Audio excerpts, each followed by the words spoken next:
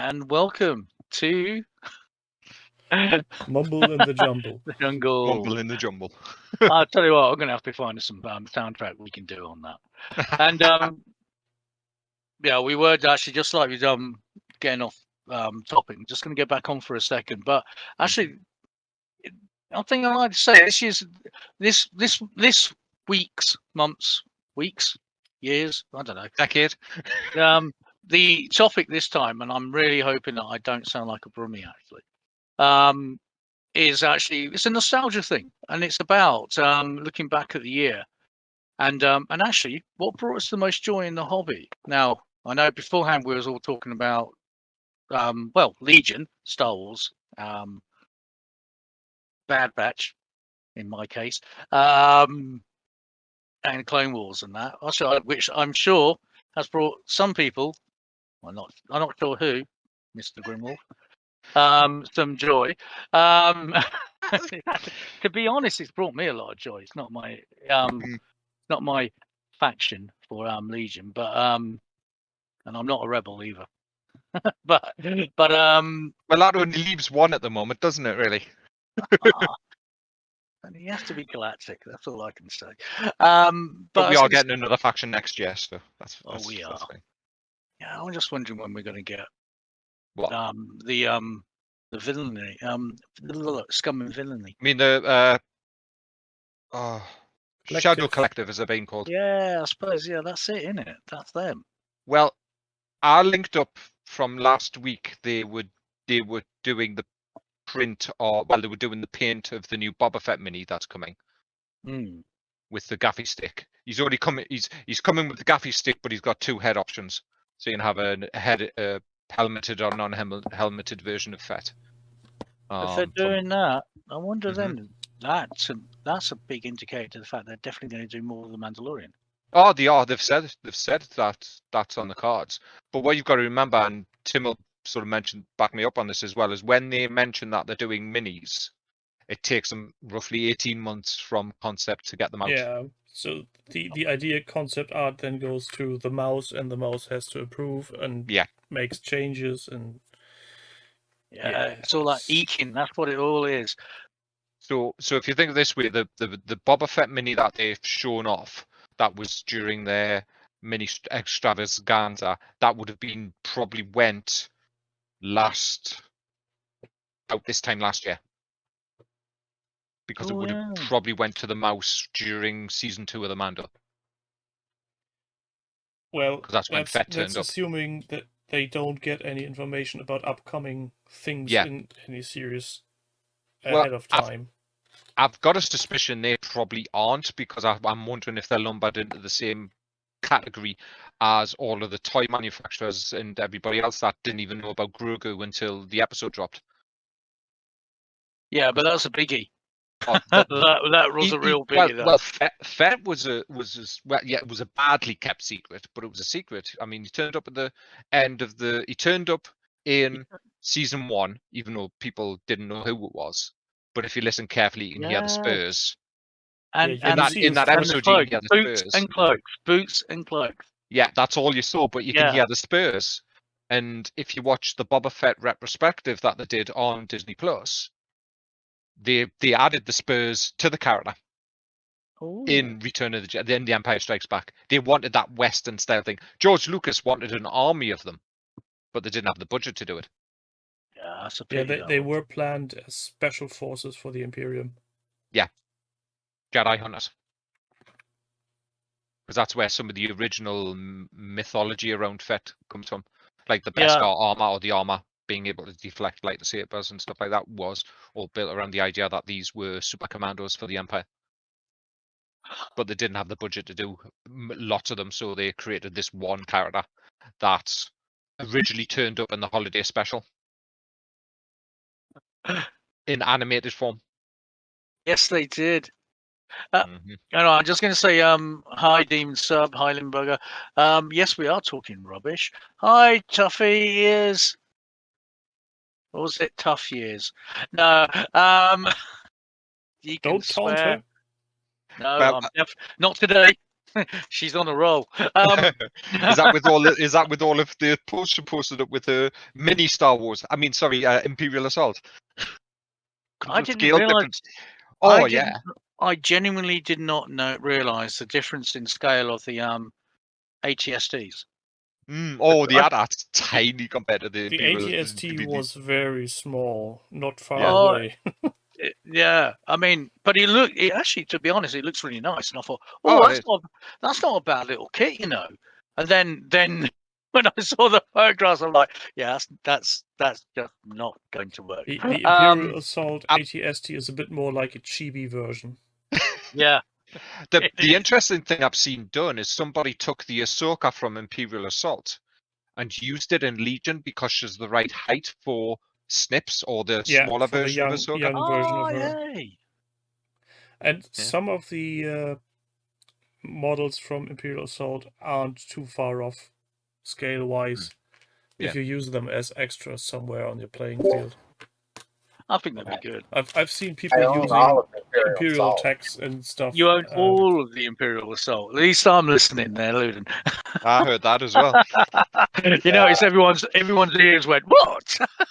I own every single expansion, every single miniature, all still in boxes because I've never played. Well, then you need to get the app on Steam or on your Android tablet and play solo missions. I have the app too. I'm just lazy and I can't play them until they're painted, so that means I don't play. There is nothing wrong with painting with grey. Definitely clear with grey. That's almost heretic territory here. I wouldn't play with plain metal, but I would play grey. Now, Team Sub Limburger or Tufty, if you want to join us, just raise your hand. Come join the pointless conversation that we're having at the moment, and actually help us steer us back to what? No, actually, because it is. This has. It is my. It is yours, but actually, do you know what? This year, it's been actually lockdown really, but this year particularly has been my renaissance back into Star Wars. Not so much, and that was partly because Rogue One is cool, partly because Bad Batch is awesome. The Mandalorian goes without saying, and actually I finished watching all of the Clone Wars in a year, and realised that you know what, there was a real story there, which is far better than the movies. Now, did you enjoy what movie you're talking about? That's not a very high bar to take. No. Rogue One's the best movie, without matter of doubt. And I'm sorry, I still think I love the Solo movie. I do. Me and Tim have this conversation all the way, lad. It's a good movie. It's a good Star Wars movie, but it's a great heist movie. If you didn't have Star Wars with it, it's a great heist movie. It could even work as a Star Wars movie if they hadn't shoehorned the Solo part into it. Yeah, I mean that's it. I mean it worked great as another movie. But it was a brilliant heist movie. It actually is a proper Star Wars movie, whether Solo's in it or not. Yeah. Oh wow, we found out what the Kessel Run was. Big deal. We all knew what the Kessel Run was. Even I, initiate. Initiate on Star Wars knows what the Kessel Run is. Yeah, it's mentioned in the first film, and no one really cared. No. That was it. Did we need to see a movie about it? I don't think we did. But not really, it was nice though. It's a nice visualization. It worked well. I thought the best part in that whole film was actually when they were robbing the train. That is what I like about Star Wars, is that sort of role play-esque element anyway. Maybe it was somebody's role play game and they went, I tell you what, we can stick some stormtroopers in here. Well, come on. You say that. The Expanse is totally a role play game. So I think The Witcher has been a role play game. The Witcher got a role play. Yeah, I'm not sure what comes first, The Witcher or the role play game, or the role play game. The Witcher came first, and then the role playing game. Yeah. And Witcher, then video game. Novels, video game, role playing game, TV series. There's a TV series as well. Yeah. For the Witcher, yeah, Netflix. And just one thing, did everyone see? Yeah. Did you see Henry Cavill on Yes. Graham Norton? Yes, I did. Yeah, I've seen I watched that and I missed the part when he turned around and went, "No, I've that's seen Warhammer." the excerpt, and I must say, for that quote unquote disaster, I blame Henry Cavill because he didn't explain it properly. No. No, he was getting the mick taken out of him a little bit by Graham Norton. It's like, he should have just said, "Yeah, it's like chess, but you paint your miniatures and you don't use squares on a board." Mm-hmm. Yeah. The other guy seemed to be interested. That was what was Which really one? Tom Hardy. Tom Holland. Tom Spider-Man. Holland. He really wanted it. I think in a minute he was going to turn around and go, "Yeah, I've got Space Marines." Do you know what? It wouldn't have surprised me either. And let's not forget Vin Diesel. And, Oh yes. Quite a few. Well, what's his face? Who? Joe. The big guy. The big guy. Big Joe. Big Joe Magnalia or something like Joe that. Magnello. Joe Manganiello. Who was Will Wheaton. Walk from Walk. Also a role-playing game. Robin Williams. Robin He had a Williams, video yes. Yes. Well, there's a load of them. There's a couple of YouTube videos, and one of them's with Joe Manganiello talking about it. Talking about D&D because he's a big D&D nerd. He actually wrote a spec script that was shopped around for a D&D movie. Do you know that he was part of the new Hero Quest? He Yes. was one of the expansions at the higher end echelons. Mm-hmm. He was going to write a scenario that introduced a dragon because he's big into dragons. Yes. And if you watch the what is that show? The massive YouTube Critical D&D, Role. He's been in Critical Role. He played a big part that D&D actually then took that storyline and moved it into the actual lore. Avernus, they put the character into Avernus, which is their version of Hell. What it is Joe's character that he played, and he played it in. They did. No, this character's quite new because he created the character, I think, for something called Celeb D&D, which was done on Geek and Sundry, where they had celebrities play D&D. The first one they did was Vin Diesel. That's how Matt Mercer created the Bloodhunter class for D&D. They had the guy in Game of Thrones that was the monk, or the large one that was with Jon Snow up on the wall and then left. I can't remember the name of the actor. They had him play D&D, and they had Joe Manganiello on playing D&D. And the character Joe Manganiello played was a paladin, but in D&D you can have something called an Oathbreaker paladin, where they've broken their oath to their the god or whatever deity that they're following. So he's basically it's an anti-paladin. Yeah, it's the old anti-paladin. Yeah. And had pledged himself to Tiamat. To the band? No. Yeah, Tiamat in D&D. If anybody remembers the old 80s cartoon, you had Venger, who was the big villain, wasn't he? Whoa. The big five-headed dragon. Just bear me a second. I'm going to take a photograph of something. Mm-hmm. I think, and I'll post it because, and I'm sorry, this really does not work on a recording. I apologise about that. Come on, there's my face. So as plans of doing that, Tiamat was the five-headed dragon that you saw Venger fighting. Yeah, and Tiamat is a deity. She is a god of dragons of the chromatic side. Yep. So it's red, green, blue, black, and white, where you have. And I can't remember his name. It's a Bahamut or Bahamut, which is the god of the metallic dragons, which are platinum, gold. Behemoth. So Joe Manganiello's character, who's a anti-paladin or a Oathbreaker paladin, following Tiamat, and he's a red dragonborn as well. So in Critical Role, for anybody that hasn't seen it, spoilers. I do apologise. Or to quote River Song, because I was watching Doctor Who the day, spoilers, sweetie. At the end of the big arc in the first campaign of Critical Role that they were airing, is they were taking on basically a necrolord called Vecna, and who's a big D&D villain as well. And they defeated him. So what Joe Manganiello did was slice off Vecna's hand, because the hand has magical properties, slice his own hand off, put it on, healed himself to full, and then teleported away. Because he thought Tiamat would be able to use the hand for something. And then what D&D did was take that character and plop him at level 20 into Avernus, which is their version of Hell. So when the book for Avernus came out, it's their version of Mad Max almost. So you have these big sort of dusty engines and stuff riding across the plains of the plane of hell in D&D. But the plane of hell, there are demons and then there's devils, and they are fighting each other. Again, they are basically opposites of each other almost in what they wanted to achieve. And the head demon, I think, if I remember correctly, is a fallen paladin or a fallen celestial angel. Basically, she is in charge of the armies of hell. Is one of the big characters that you meet, and you meet his character, Joe Manganiello's character in hell as well, along with his death cleric Total and his Minotaur bodyguard. And people wonder why good Christians say D&D is work of the Yes, devil. I was going to say. People wonder why. What evil was this? I posted the picture up. Yes, I have got. Where did you post it? Oh, I posted it in the chill out bar. And Demon Sub.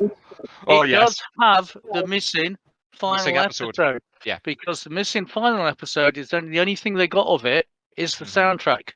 And it contains the soundtrack, plus all the artwork, plus all the scripts and everything else. I picked it up for £5 in the Ram charity shop. That's worth it. So happy about that. The final episode, actually, someone has done the final episode done together properly with animation, and it's on YouTube. No, it's not done properly, but they've done it. It's not done properly. Anyway, yeah. There's a fan edit of version snippets. If you ever want to, it's worth watching because it's the soundtrack that's actually on this. But it's It's a pity they never made it. Actually, that's all I'm going to say.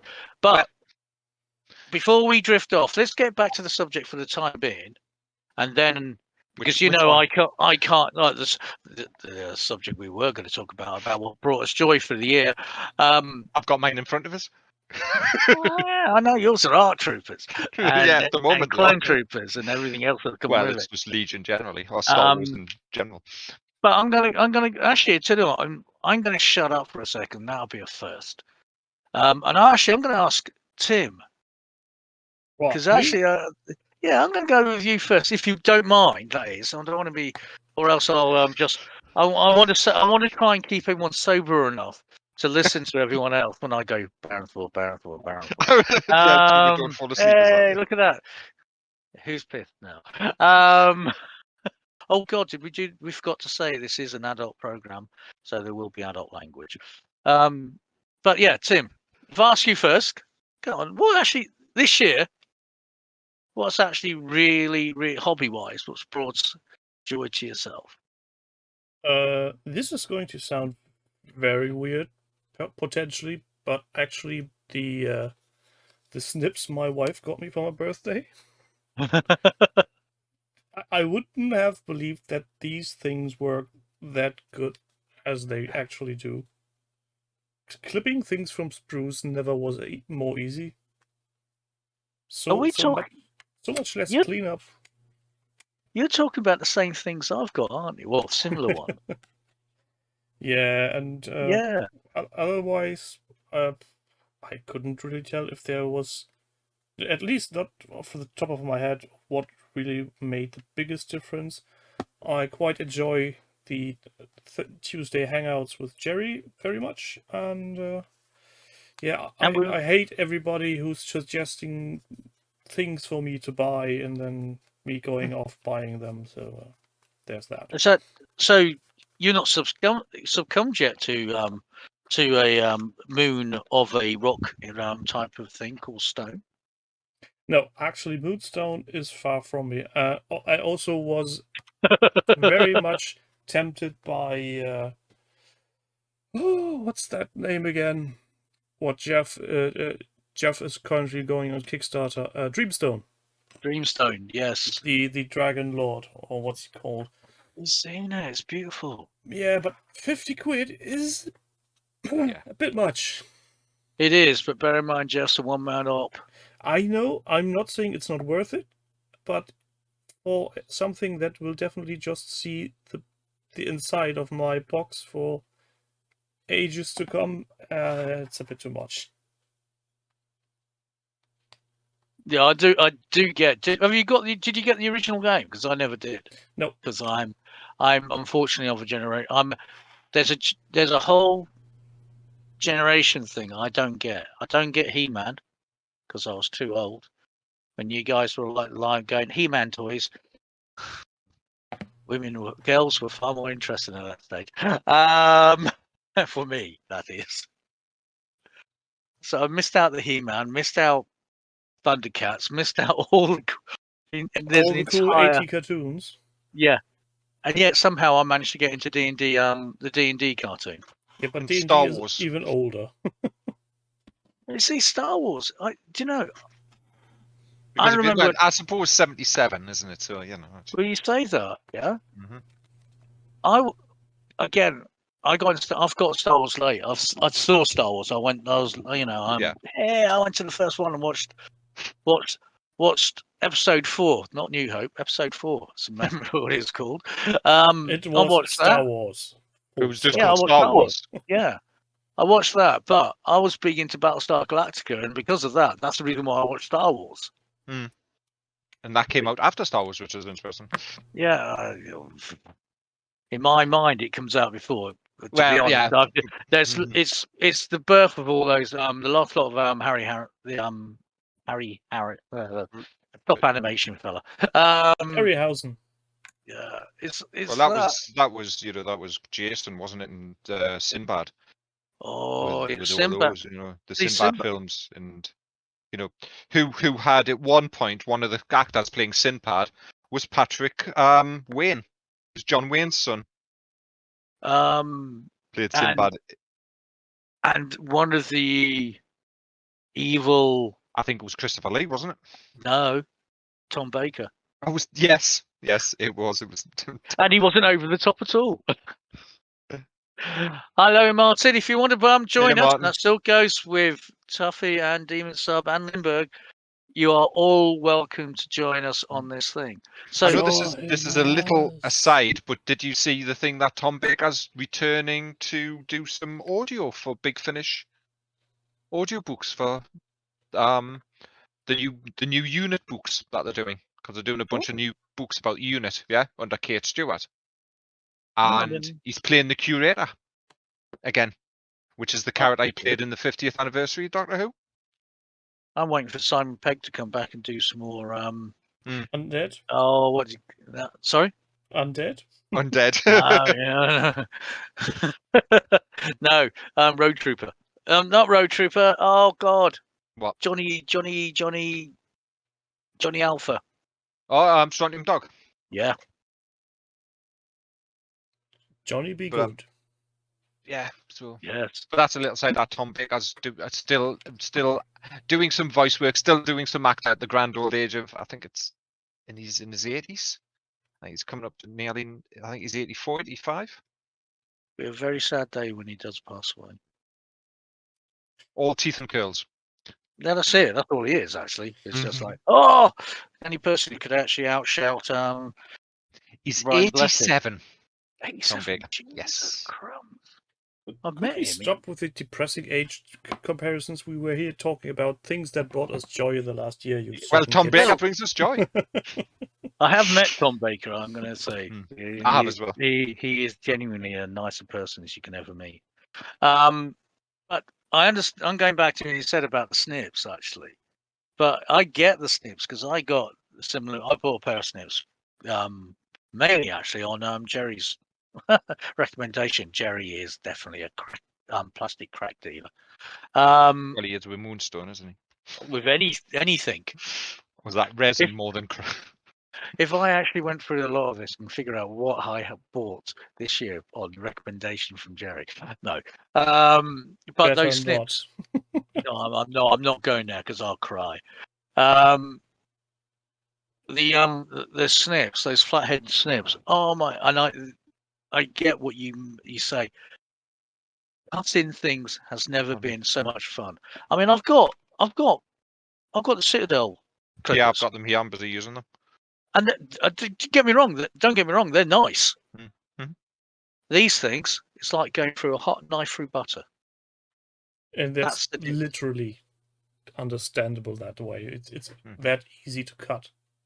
Yeah, that you don't put. There's no pressure on it. There's no, and you don't get stress marks on it. You get nothing. It is literally, and it's cut. In half the time, you don't even realize you've cut it. I was just going to say, I have to look twice when I use them. Did I really cut something, or did I misplace the blades and just snipped air? But then again, no, everything went smoothly. I'm petrified of breaking them though, because they seem so delicate. Yeah, not using them for metal helps. No.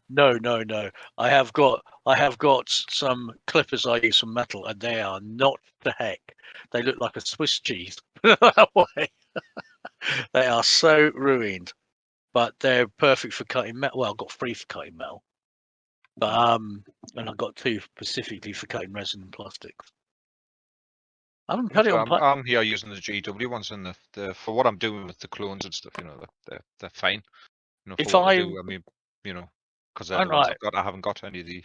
I've got the cheapy army painter ones. They do work. They're okay. Yeah. They're not bad in any shape or form.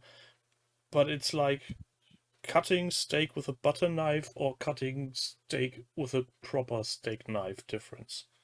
It is chalk and cheese. It's just I wouldn't have thought or believed anybody ranting and raving about how great these things are until you actually use them. And yes, they are expensive. It's. Well, you say that because I am going to. In a relative sense, they are expensive. They're not bank-breaking expensive, but considering what you pay for cheap versions from the hardware store or from even with hobby tax from the likes of Games Workshop or Army Painter, they are quite a bit more substantial investment. Well, and you can go completely nuts if you go God hand. Oh yeah, I mean they're not God hand. Do yours have a little oil well in it, and then the 2 adjusters on the one on for the clips and the other one for so you can actually. So I've got the basic pod, the basic version, just with a spring in the middle. Right, I'm going to put mine on there because it's actually I bought mine actually. They were actually considerably cheaper at the time. Now they're only. These are not expensive by any stretch of the imagination. If you bought the Games Workshop snippers, yeah, they're expensive. Well, and I think we've all bought them because they're good, but they are good. These are 20 quid, and I'll post it into the room. And these I recommend for any guy in the UK anyway. I recommend these because I know you can't get them in Europe. It's a right pain in the ass, even though I somehow managed to. My Harden and Steinbach Ultra came from Germany. My stuff I got all come from Germany. Thank you, Amazon. Is that the Speedworks ones? These are the Speedwork ones. Yeah, they're $21.99 on Amazon. Or $19.99 if you look. And the other thing I've got on there is the WoW stick, which isn't available at the moment, which is the mini electrical precision drill pen. Hang on, I know someone who's got that. Mr. Dancer of Sons. Yeah. Yes, I backed the Kickstarter. I've looked at it. It's on Amazon. They haven't got it in stock at the moment, but I looked at that and thought that would be really good for the pin vise. I think the only issue is you've got to use their drill bits, isn't it? Yeah, the drill bits are very much one-off. If you don't use theirs, you can't use generic drill bits for Dremel or anything. I was going to say that's a pain, but it's not. Right now, is that it? Is it just the snippers this year that's brought you joy, or actually you finally putting paint in? If I were to really go down inside, I may find 1 or 2 different things, but that's what I'm getting off the top of my head. And currently, it's always a two-sided sword for me, because on the one hand, I'm happy that one Rumley 8 made me aware of my supplier selling Bot Wars. On the other hand, I'm very mad at him because now I need to You know, source. there's a supplier selling you bot wars. By the way, can I just say the word supplier and bots? Probably you need bots, not butts, bots. Butts. Look, Luden's now interested. But isn't there also the thing of Tim of putting paint to Wookiees as well? Have you started painting them? Yes. You have, haven't you? The Wookiees are done. He has. I've seen them. Well, the Wookiees fun. are done. I'm currently working my way through. What's this set called again? Hold on. Das kannte Einsätze. Battlefield accessories for Star Wars Legion. Oh. Have you started? Have you done your LAT yet? Yeah, nope. That's still sitting there, haunting me. Yeah, because it is I must admit, I looked at mine again because I've got one sitting in the back, and I looked at it and went, "That's a lot of plastic." Yeah, and a lot of paint, potentially. Yes. Yeah. Mm-hmm. And a lot of I can't find anywhere in England when I look to buy it. I know they're there. I know not they're getting out mine. Well, I was thinking more the fact is we're lucky because there's places in the US where there's some suppliers, or in the US especially, is they're now saying they're not getting Yoda in the US until February next year. Really? Yeah. There is a massive delay on getting stuff into the US. No, that's strange. I thought, yeah. No, I get it. I don't, but I get it. Well, it's the supply chain stuff especially, but yeah, and coming from China and stuff. But yeah, there's people in the US and some of the streams and stuff saying, you know, they haven't got their Yodas, or they've been lucky enough to get them, but for resupply and restock, it's going to be next year for Yoda for some places. So people are running proxies. Atomic Mass Games is really having a hard time making anything consistent regarding supplies. I don't know if they're not the only company though. But it's really weird. Some countries get things earlier than others, which shouldn't be a problem, and I don't know if that's also the case for the Marvel stuff, or if that's just Legion, which they. I think it's just Legion because the Star Wars stuff seems to be coming through regularly. You know, things like you know, the Hulkbuster and stuff turned up straight away, and it's turned up everywhere else. You know, the quite new stuff. It's predominantly Legion that they're having issues with getting supplies, but there's always been problems with Legion, to be honest. Do you think that's more than I'm just going to postulate here, but do you think that's probably more that actually Marvel outsells? You can stick that Marvel thing into no, you can stick Legion into a bookshop and it'll sell, but I think Marvel at the moment is the golden mine.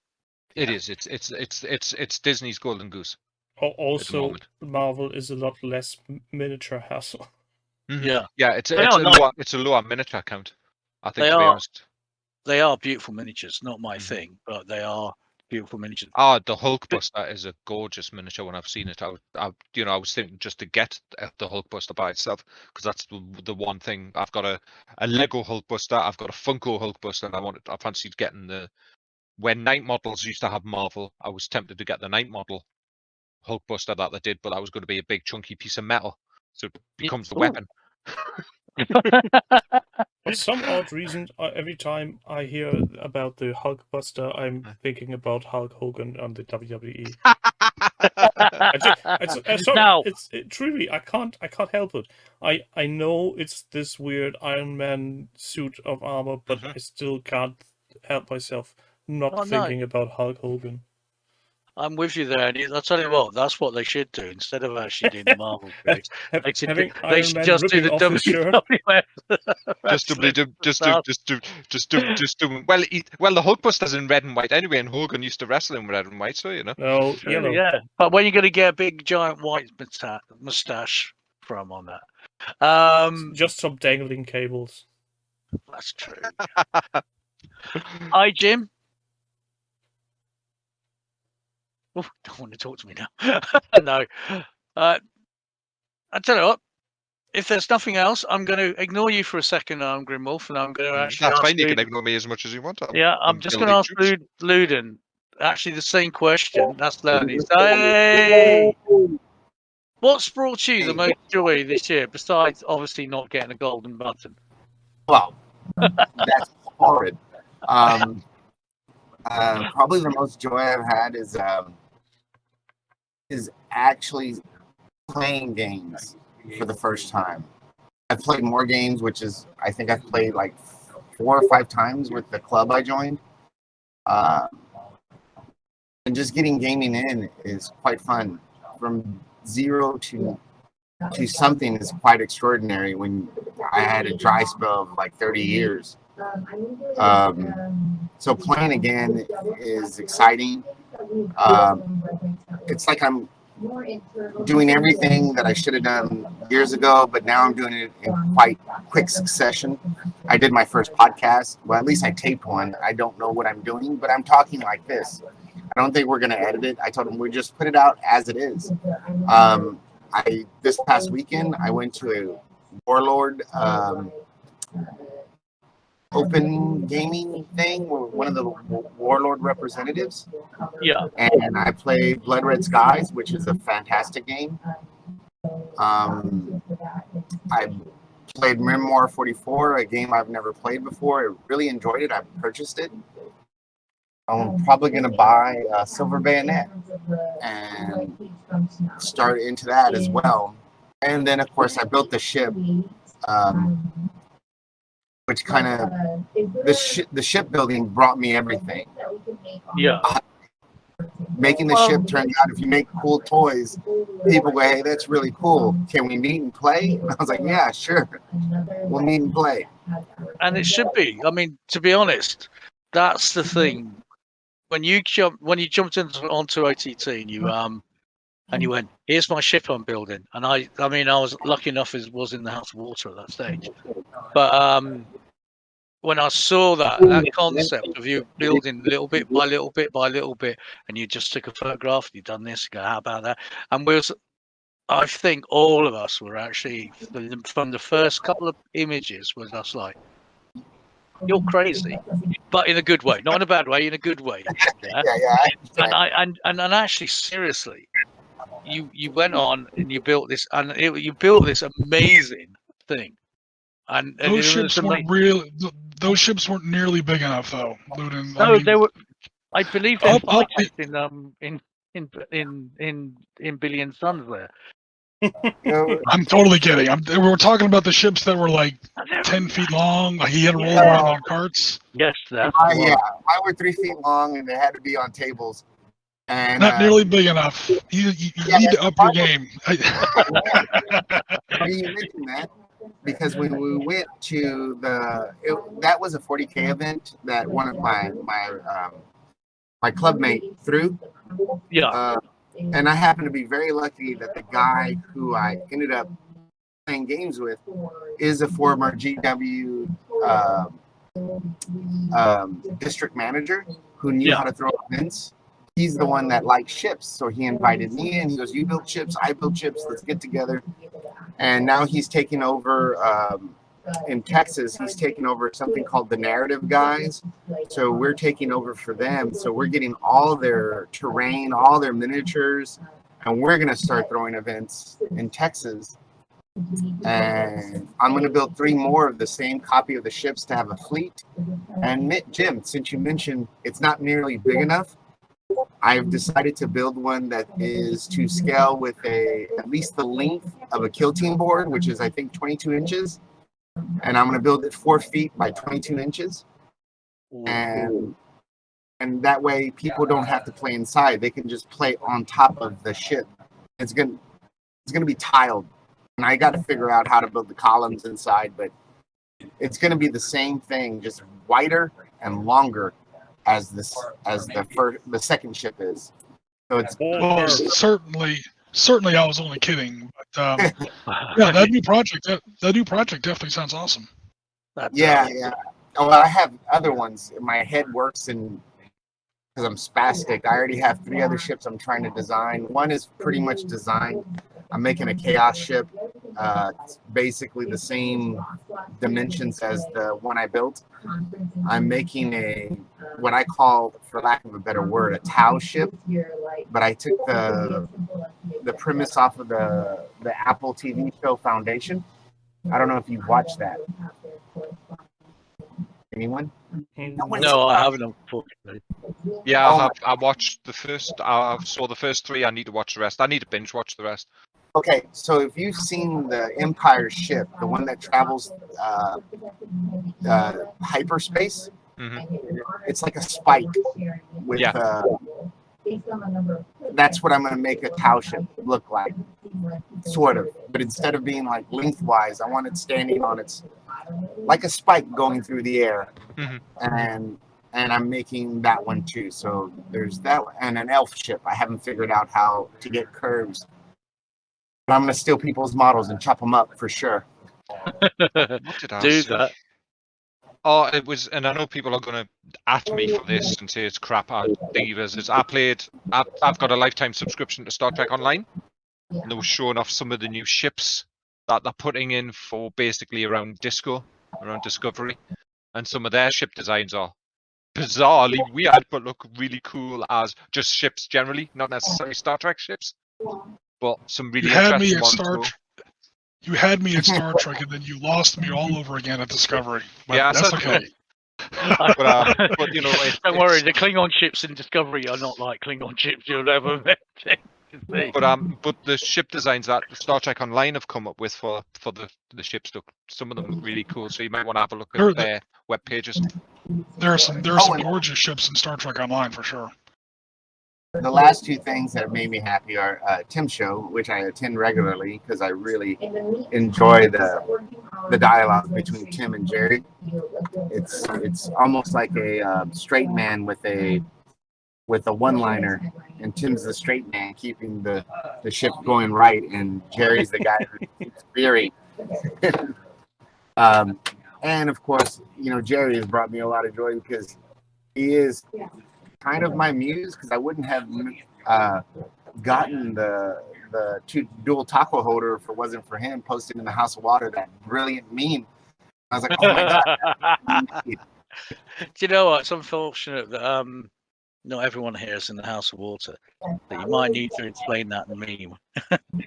Oh, yeah. Oh, I'm sorry. So in the House of Water, Jerry, for those of you who already have a demented sense of humor, it's pretty raunchy. And Jerry is the same way. He's pretty raunchy as well. So as we're going back and forth, he posts this thing. I'm like, I was in a meeting when it showed up, in an IT meeting, and I could not stop laughing. It was brilliant. I'd never seen something so fantastic in all my years. And we just kept talking about it. And then I think on Tim's show, they were talking about it. I was like, he's right. That needs to be made. And I immediately started chopping and designing it and getting it ready and printing like within a day. That was the fastest thing I ever created and put out. Because I think it was on Tuesday. By Friday, I was already finished. I was like, oh, and I spray painted it. Oh, it looked, I want to make more. But yeah, that's what makes me happy. Good though, and it should make you happy, and you should make more. And you're almost making me persuade to come back to the House of Water. Don't worry, House of Rejuvenation, that's where it is. You better not leave the House of Rejuvenation there, Mr. Pagant fans are there. It's like, don't leave me alone. Don't forget that you would need to no, I'm not going to do that. I am never going to go and do that again. Oh, Jesus, I didn't think I'll lose the admin rights. That was a pain in the ass. And actually, I've got to say thanks, Jim, because Jim actually was the one who actually said something on it, and it was because he said something, and I got my rights as well at the same time. So thank you, Jim. I'll say, what am I being blamed for now? But okay, no, you're no not. You're not being blamed at all. I'm actually saying thank you for bringing up a conversation that but got me my admin rights back because I was stupid enough to move houses. Especially since you lost House of Water, or you left House of Water. I mean, it's not stupid to switch houses. It's stupid to switch houses away from House of Water. I mean, Limburger knows where it's at. I didn't believe, and actually, I'm going to say, the House of Water is quite active. Yeah, I'm being polite here. It's very active, and I thought every other house was the same. No. I'm so wrong. Jerry is active. That's what it is. And then Well, you've got the likes of Jerry is, Jim. I think, You've got the one likes who of gets Loon. You've got the likes of Yeah. Limburger as well. We're supposed to be Limburger- the air quotes. We're supposed to be the air quotes thoughtful, reserved ones, and very often we are certainly not that. We're I was anything going to but say that. you're not reserved. You're not reserved. No. No reservedness on this at all. But I genuinely thought, oh, you know what? Every house was similar. Yeah, but you just need to remember, Jerry is active on Discord. Yeah. Warren is every now and again there, but I can't recall when the last time was he actually said something in his house. And then there's It's Justin's your house, house. apparently. Justin's house, the house of penises.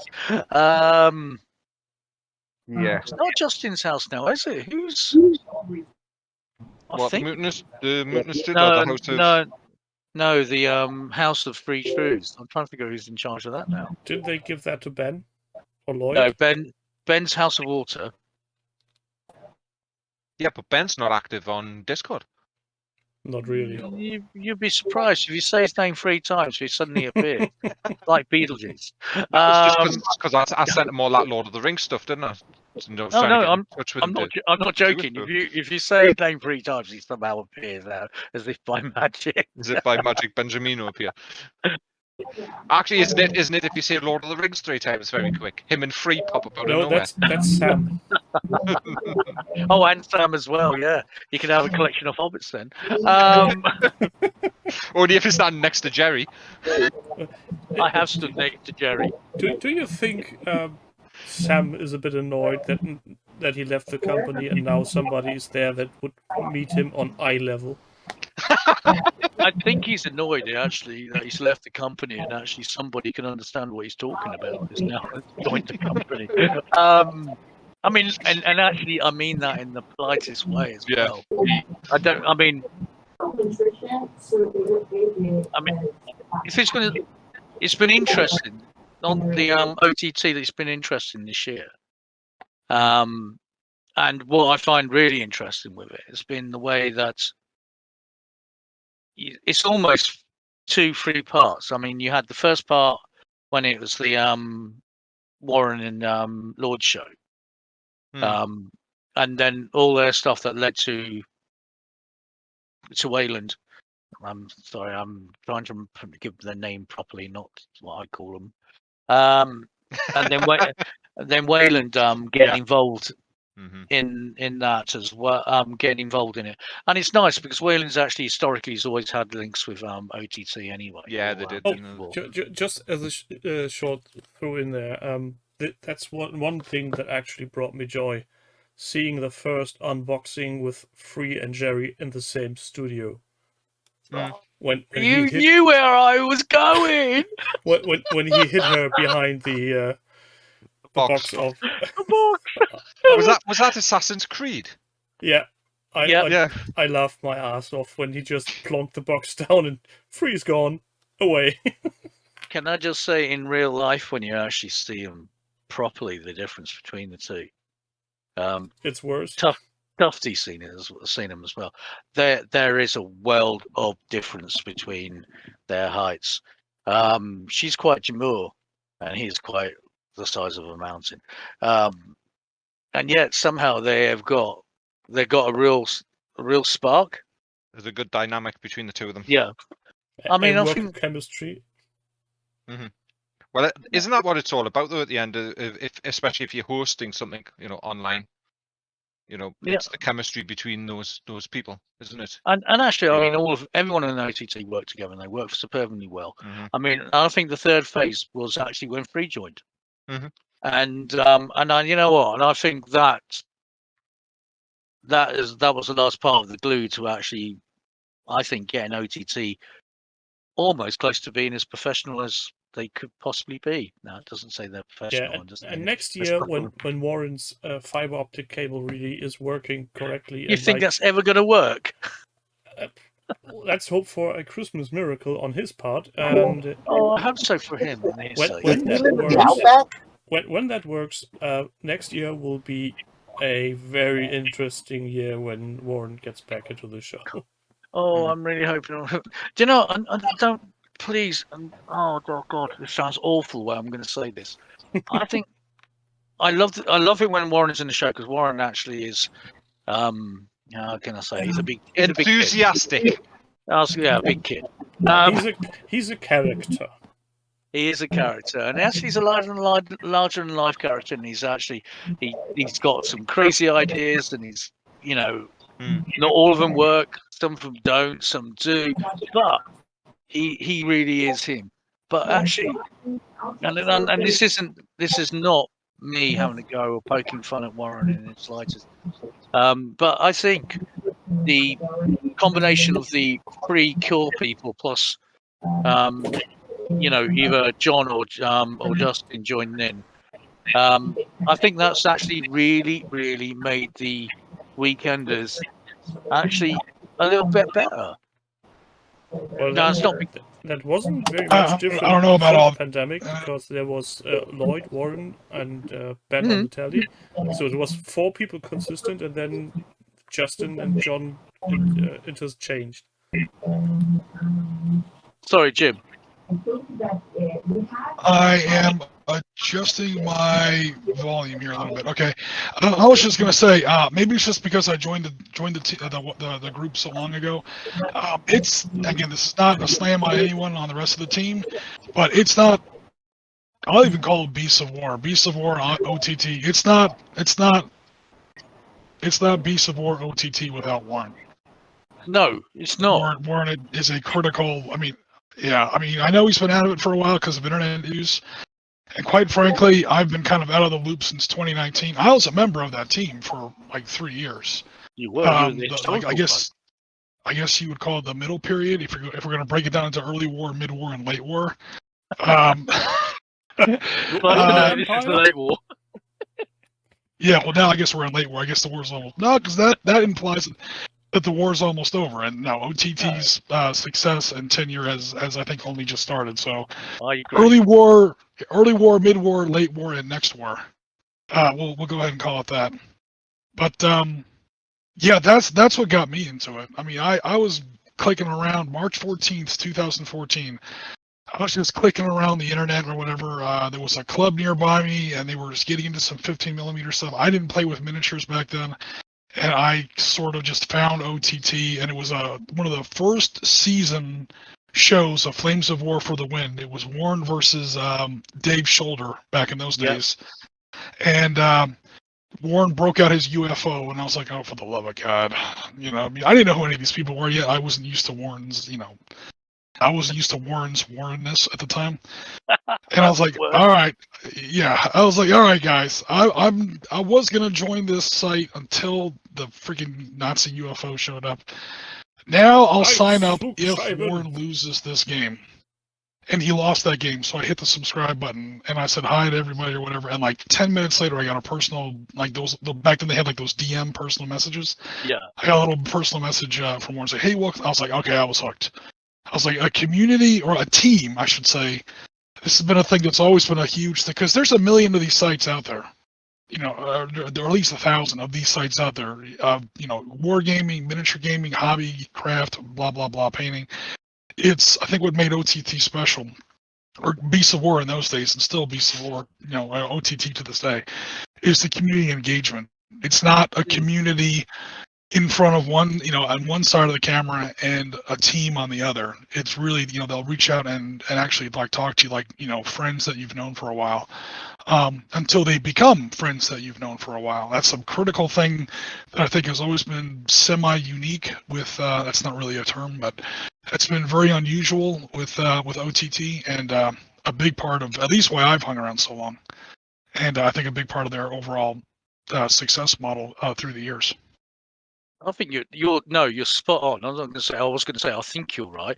I know you're right. It is. They have a unique ability of actually sitting on your couch. If that makes sense. They have that unique ability. Yeah, or if you're John. You got there before us. But I remember that episode of them inside the Sherman still. but they do have they do generally they seem to be generally interested in everyone. Besides, obviously, you're never getting a golden button, mate. Do you realize how Dashed long his hopes again. Burn. Do you realize how long it actually got me to talk? Because I joined much like Jim.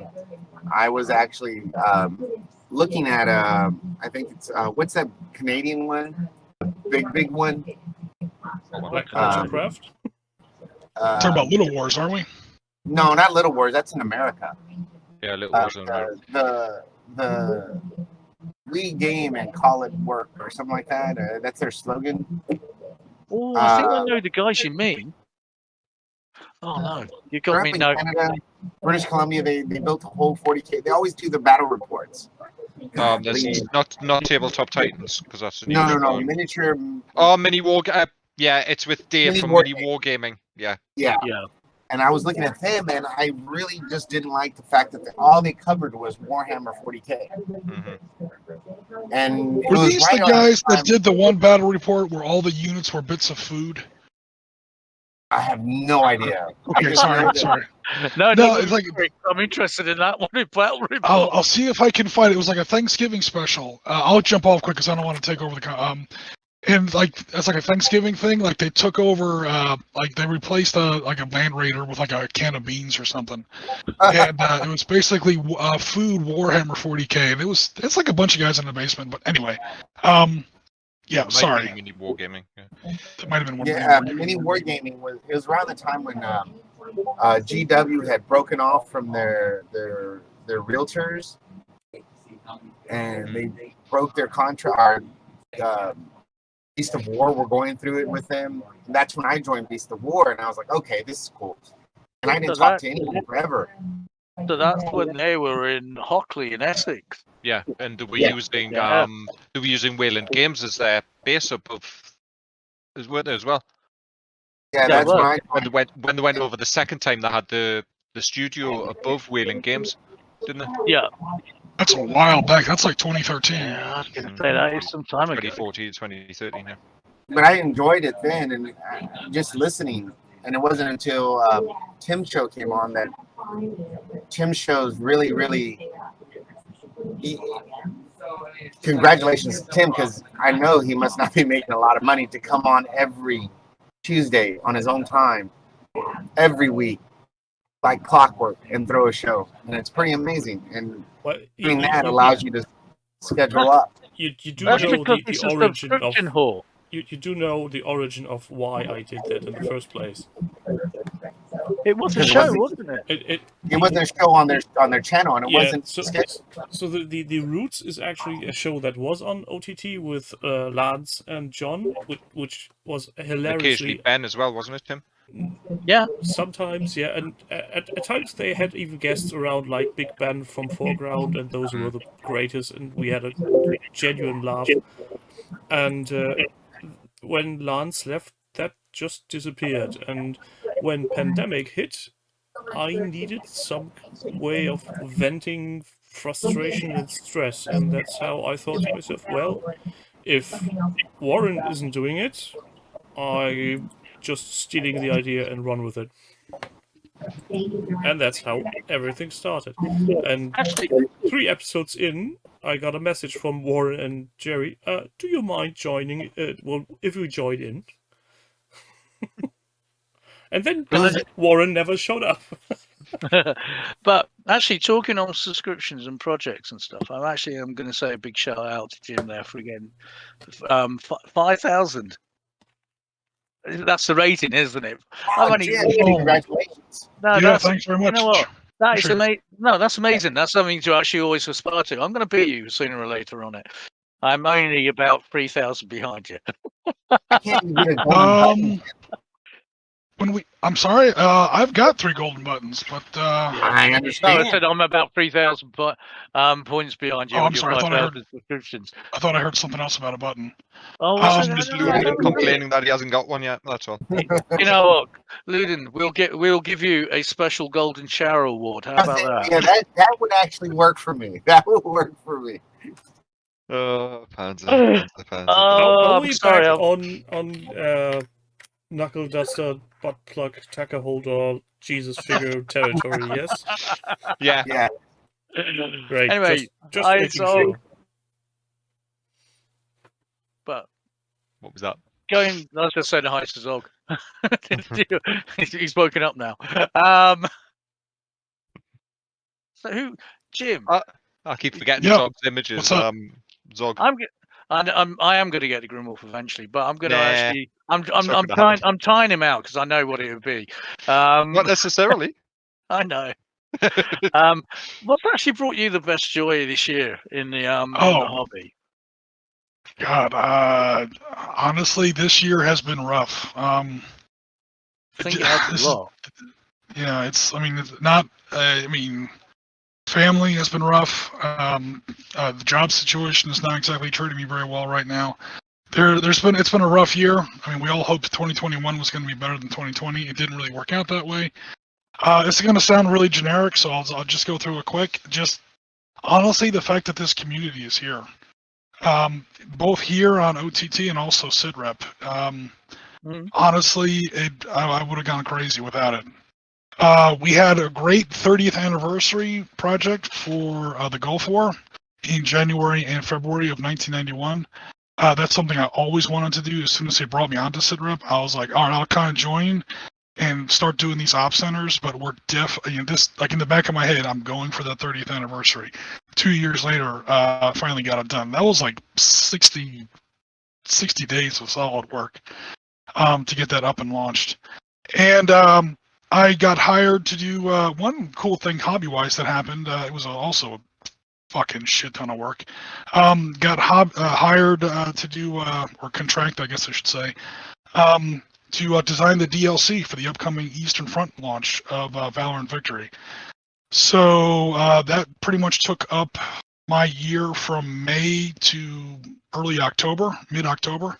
So pretty much the whole middle part of the year. But I designed a series of scenario pack. This is a short version, centered on Stalingrad, and that comes out. That's we're working with Matrix, Yobo War Games, and Slytherin. That comes out on Steam.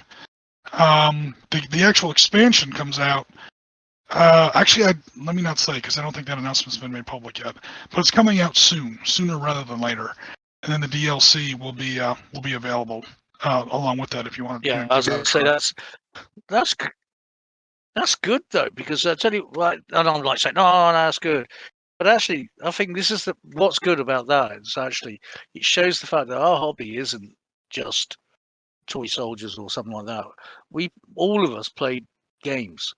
All of us play historical games of one sort, or fantasy games, or sci-fi games, but we all play games, and they're not all tabletop.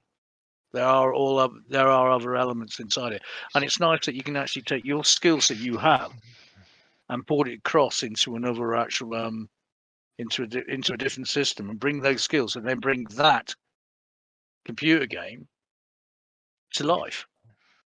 And it's nice to make a little. It's nice to make a little bit of coin at the hobby too. I'm going to say there is that part as well. Actually, the advance check's already come, and that advance check paid for a trip out west, paid for Christmas.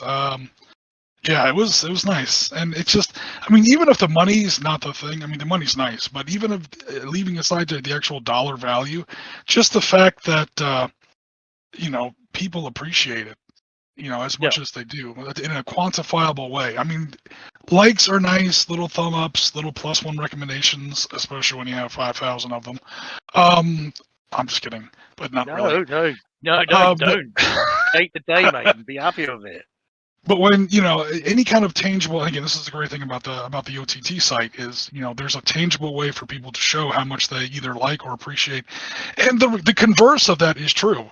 If you spend a week in something and it doesn't get any hits, it's like, oh, I'm kind of going in the wrong direction here. Okay, let me maybe try something else.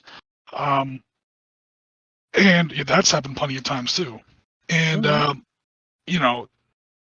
it's just a nice way to receive, I guess, feedback from the community. Pluses are great. Thumb ups are great, so on and so forth. A little bit of comments are probably the favorite. Because like the person actually takes time to actually say like what he or she likes about your project, maybe what he or she doesn't like about your project or whatever. But dollar signs are nice too. Not to be too subtle about it. You know what? If you've got the ability to actually be in this hobby and then make that hobby pay for you, then there's nothing wrong in that in the slightest. Says me, who does the illustrations for things. I was going to say there's no way I'm going to be able to quit my job and do it full time, but that's the dream, though. I bet I would love to be able to give up my job and actually be devote myself to this hobby full time. But I think that's more because of your job and what it is, well, and how it makes you feel. It's not. I like games. I do like games, even when I weren't playing games with people. I still like games and I like the gaming industry and that. And I would love to be able to actually sit one day and actually do what, make a proper living from this hobby. But I never am. I know that because, and I think this is, I think it's true of everyone. The guys who actually manage to get into the industry and do that, they go through a lot of trouble and trials and tribulations before they get to a point when they're actually making. I was going to say, I don't want to. I didn't want to disagree with you, but when you were saying like that's the dream, I don't know, that's borderline nightmare. It is a lot. It is a lot of work. It's a very volatile marketplace. The crowd is fickle, and when you turn your hobby into your job, you almost lose your hobby. In a weird kind of way, because there were times this summer in the middle of that Valorant Victory Project, and before that, SITREP Skirmish, and before that, Darkstar, and before that, whenever I get into one orb, I crashed out like 120 articles on Tabletop. There were some times in the middle of some of those projects, I fucking hate this shit, man. I can't believe I have to get this done today. I'm up till 2 in the morning, 3, 4 in the morning to get this, something ready or whatever on time. I mean, when you make your hobby your job, it is your job. So I almost like it like kind of what we're doing now, where it's just it's once in a while you do something fun, you make a little bit of money at it. And speaking of which, you've got to make some kind of commissions or some kind of money or community appreciation off of your artwork. I do. I do. I mean, that's a nice thing actually. I get a lot of appreciation, which is nice. I do get some money off my artwork, which is very nice. I'm not going to deny that. It's not my primary motivation. It's certainly my primary motivation when I'm doing the artwork, but it's just it's a happy coincidence on the certain parts.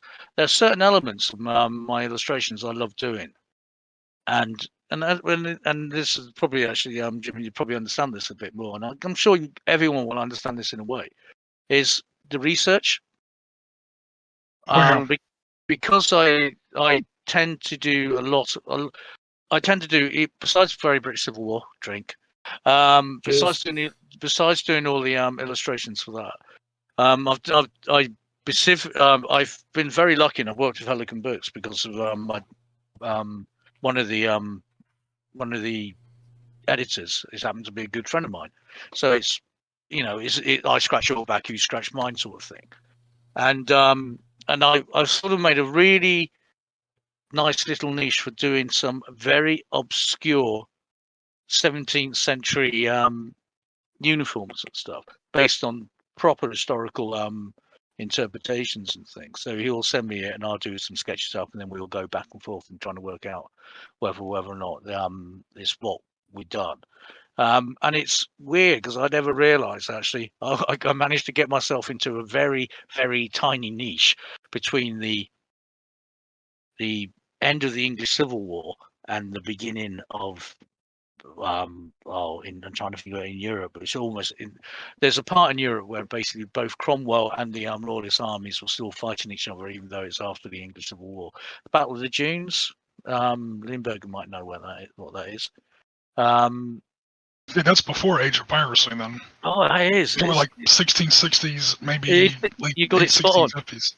No, okay. You got it spot on. It's It's 1660. And I seem to have got myself a little just before, actually right up to including the late 17th century. I've got myself a little niche on that because it's very little uniforms or very little evidence of uniforms around. What evidence there is patchy, to say the least. And this sounds really weird when I'm going to say this, because I've got a degree in fashion design. Yeah, I don't think many people will know that. I've got a degree in fashion and textile design. Because of that, I've got a real obsession with cuts in clothes, or cut of clothing, and how patterns work. And one of the things I was very good at was actually pattern cutting. And I can see when I look at really awful pictures that are completely out of proportions, you can sort of work out the proper proportions and stuff, and I can see how they cut and how the clothes work and everything. And because of that, that sort of helps me when I'm doing my designs now. Don't get enough books written on it because there's very little information out there. I think I've illustrated just about every book that could possibly be done on it, not unless I get involved in wanting to do books on the Sun King. Well, we're streamed later tonight. I think most of you guys are going to be in bed by then. But we do a Wednesday night stream over here U.S. time. We're going to be with the Twilight 2000 re-release coming out, or have just recently come out. We're going to start taking a look at character portraiture and stuff like that. Like, for a role-playing game, I guess you can go on Google Images and find a guy from a movie and say, okay, this is my character or whatever. But we're going to talk about some basics of how to draw your own character. And of course, that includes even if it's just like a portrait, like from the chest up or the shoulders up, like a portrait or bust. You're going to need a little bit of clothing, and that includes uniforms, military equipment. Even if not the whole torso is showing, the H harness is going to be there. Any kind of cover, any kind of helmet, any kind of optics, communication set, stuff like that. Especially with the year 1995 to 2000 timeline for Twilight 2000, the tech isn't nearly as advanced as it is now, and therefore not miniaturized. So, like a comm headset is going to be a comm headset. It's not going to be a little earpiece like they have nowadays. No, night visions are going to be like proper quacks. They're going to be those horrible. Yeah, I'm just thinking of Black Hawk Down actually, but actually that's it. They're massively overscaled compared to what they are like now. Very true. All right, Grimrolf. What? Your I'm going turn. to ask you. You've been very polite, and I've been very awful. I've been quiet. I've been building minis, so I know you're building. I've got me head in a little booklet trying to put it together, an ARC Trooper. So But so this year, what's brought you the most joy? I'm going to say the community. Like Jim, 2021 has been pretty shit for me. Some of you know why. Tim especially knows why, because it was it was one of the reasons that we sort of put a little bit of a stop on the Imperial Interlude, wasn't it, Tim? Mm-hmm. And that's the other thing that sort of brought us joy, was the stuff doing the Imperial Interlude with Tim as well. Chatting about the hobby, or chatting about one element of the hobby that I do enjoy. Talking about not hogging, other hobby bits, but it's been the community more than anything. Also, I went back to looking at running games.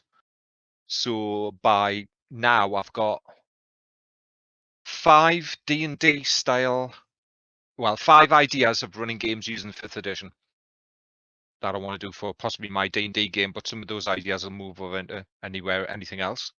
I'm coming up with a brand new Star Wars campaign I want to try and run, set during the end of the Clone Wars, which I thought, taking a little bit of inspiration from the Bad Batch, No, and of course I've got Twilight 2000 sitting here, in its lovely metal box. So I went back the Kickstarter for the metal tin, and the other one as well I've got an idea for, and I saw something this week which actually spiked my interest even more. Is Dune. Oh, because yes. the new June role playing game, or not the new June role playing game, but the June role playing game's out that uses the 2D20 system from Modiphius. But I saw an interesting article on the June Facebook group about it and about how somebody's going to be running June, but they're going to be running it a bit like Pendragon. Oh, So if everybody's ever come across Pendragon as a role playing game is you don't just play one character. Your character can then go and get married, and then you can play the descendants of that character. So the concept, the idea that this guy has for his June campaign is it's set, I think, 100 years before House Atreides and the rise of Paul Atreides, and he's going to play during that period right the way beyond through God Emperor and through the the rise of Leto and all of that, and then beyond that as well. that's As his idea for his That campaign. sounds So you like an awful long-running campaign. yeah, I was gonna say you're covering a lot of time there. yes, he's covering a lot of time, but that's one of the interesting things about the June role-playing game I do like is you can pick. It tells you the time periods and where you can pick within that June mythos. You know what I like about the game? You can create your own house. Yes, the house creation rules are great. That's beautiful. So you can create your own house of the Landstrad, and they've actually said there is an Empire book coming out next year as a source book. Oh, that'd be So interesting. there'll be the other sub houses, the major houses we all know, Atreides, Harkonnen, Carino, if I remember correctly, which is the Emperor's house, and then. But in the rules, I like that as well, the ability for the players to create their own house of the Landstrad. And my idea behind that is it's a minor house looking to become powerful, because you really don't want. I think it's quite difficult from a role playing point of view. And that's why when I ran Star Wars, I didn't set it during the main Star Wars universe, because I think it's really difficult to incorporate that stuff, because a lot of people comes with a lot of preconceptions and a lot of baggage and a lot of pre-information about stuff that's set during a part of the universe that's set in canon. Everybody knows what Tatooine looks like, everybody knows what Endor looks like, everybody knows Vader's running around and stuff like that. Where in June, if you set it during the fight between the Harkonnens and the Atreides, that it's all settled around that one planet, and there was never really any mention of any of the houses and what the rest of the Landstrad was doing. So it's tough to actually have any real agency in the story if the story's already been kind of written for you. And back when I used to run some other chronicles kind of like this and campaigns like this, your campaign can devolve into a weird kind of fan fiction. Yeah. Where it's there's a guy in a black shirt and he's got a big Wookiee next to him. He's at the back of that bar. Maybe I should go buy him a beer. I got to meet Han Solo. And he didn't shoot me first. It's weird. Yeah. So stepping out of that element is it's what I quite like. I'm more, especially within my gaming as well. A lot of the stuff I'm doing with miniatures gaming, go back to that, is I'm gearing myself more towards having fun, creating narratives within my forces. So at the moment I'm busy building a phase 1 clone force, because I've got a shit ton of clones sitting here, and I've got a Yoda sitting in the back, so I never know, I might build Yoda and make it a Kashyyyk force.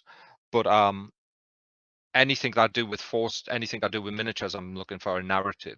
So one of the things I'm looking at possibly doing next year is I've been looking at trying to do a modular board. So what I thought about doing was getting some painting frames, but they've got their wooden painting frames and they've got a wooden back on them as well, and flipping them over and buying 4 of them, which is a 2 foot by 2 foot, and magnetizing them so they can be moved around. And then getting a bunch of foreground Old West Dead Man Hand stuff and doing a very small Wild West town table that I can make modular and buy some buildings to stick on, to do either Fistful of Lead Reloaded, which I've got the Fistful of Lead original, or Ruthless, or Legends of the Old West, because I've got that in PDF. Legends of the Old West. The Warhammer. Seriously. Legends of the Old West every time. And I mean, I've got Dead Man's Hand. I've got Dead Man's Hand as well. I've got the Rules with No Name. You can tell I quite like westerns. also Well, I like was looking games. at Fistful of Lead after seeing that lovely Star Trek project Yeah, that's on, I'm because trying to. it's a very simple system to use. It Because is. I was looking at it going, well, I've got these 3D printed clone commandos. Don't have any rules for them in Legion. Maybe do something like that with, Star Wars. I've got An a idea game. as well. I've got another game that's quite similar. It's more. This is actually the game itself is actually it's based on the Ganesha games. Mhm. And I think they do the fistfuls as well. Oh, that's Wiley Games, Fistful. No, that's Wiley. That's right. Yeah. But Ganesha games are something similar, and they got a game called Flying Lead, which is more Yes. actually designed around the Second World War, Mhm. but it's more character driven as well. So you build up a squad of characters, but it's a proper skirmish level game, and the rules are really, really pretty simple. The one I'm looking forward to, why speaking of wonder if World I War looked it II, up? and it's due next year, is that 2 Minutes to Midnight one. It's like it's Commandos, Oh, basically. yes. By Wargame Atlantic are doing the minis, but I've yeah, got I'm trying to think of the people. Yeah. It's the fellow that does Test of Honor. Yeah, it's their World War II skirmish Commandos game, which I Grey like Finale. Commandos. Yeah, I love Yeah, Commandos. from I think Grey Finale. Commandos are great, great game on PC. Commandos 2, I really love. Yeah. But I've got sitting in the back to paint. I've got the kayaks, the Warlord kayaks they did in the Commandos. So I bought an additional set of kayaks. So I've got 6 canoes, and I've got the 4 Warlord minis, and I bought the 2 snipers from Operation Steguline. Yeah. That I was going to make that if it's a 6-man commando unit. There's my 6-man commando unit. 2 snipers and 4. I like that 4 2 Minutes to commandos. Midnight game. No, I jumped on their Facebook page and as well. Yeah, I'm on their Facebook. It's just an interesting way of doing World War II than say converting Spectre or using Black Ops, the Osprey one, for doing stealth game where this is stealth, and it's I saw it and I thought, well, that's Commandos in a nutshell, and that's exactly what I thought. Because it is around stealth. Yeah, and the mechanics. The mechanics look quite interesting. It's really hard to explain the mechanics, but they look really interesting, and it is sort of vaguely based around the actual Commandos game. So for me though, this year has been just the community in general. I think we can all talk about the putting models together and stuff like that, and we all get joy out of that. But I think the main one's been having a community. I think it's been more than anything, especially in the end times where the world's trying to kill us every week. Talking about commandos, do we mean like commandos in like the SAS or LRDG sense, or are we talking about commandos in like the World War II commando sense? We're talking the World War II commandos, but it does. World War II commandos were like 500-man battalions. They were basically just elite light infantry. No, but this is.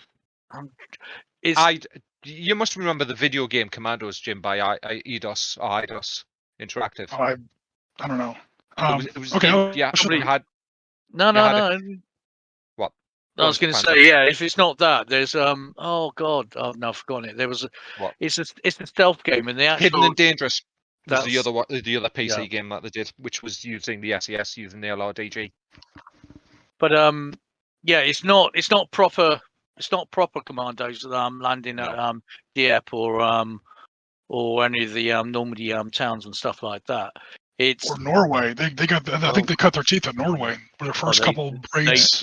They most definitely did cut their teeth there. It's small unit. It's small unit, isn't it? It's. I think they're positioning 2 Minutes to Midnight to be more the resistance versus the force, the Germans and stuff, isn't it? It is, and then all the Germans look incredibly Stalag 13, but or Hogan's Heroes. Schultz? Yeah. Oh yes, most definitely, and he's in that. It's Tim. You've assembled stuff. But actually, it does look. It looks an interesting style of game. It does. It's. I'm trying to figure out. It's not break or manner sort of thing. No, but it's but it is, or Bernavale. That's what I was actually properly thinking of. It's But the stealth mechanic more than anything. I tell you what it is. If I'm going to relate it to a film, and hopefully we all know what this film is, it's The Eagle Has Landed. Yeah, that's what the sort of thing is. So you got a handful of key people, and all Force 10 from Navarone, the Guns of Navarone. Yeah, I was going to say that was the other one. I was going to say Guns of Navarone, or Force 10 as Heroes of Telemark as well. Yeah, I'm actually want to know if you can get a character that's got dog shit explosive.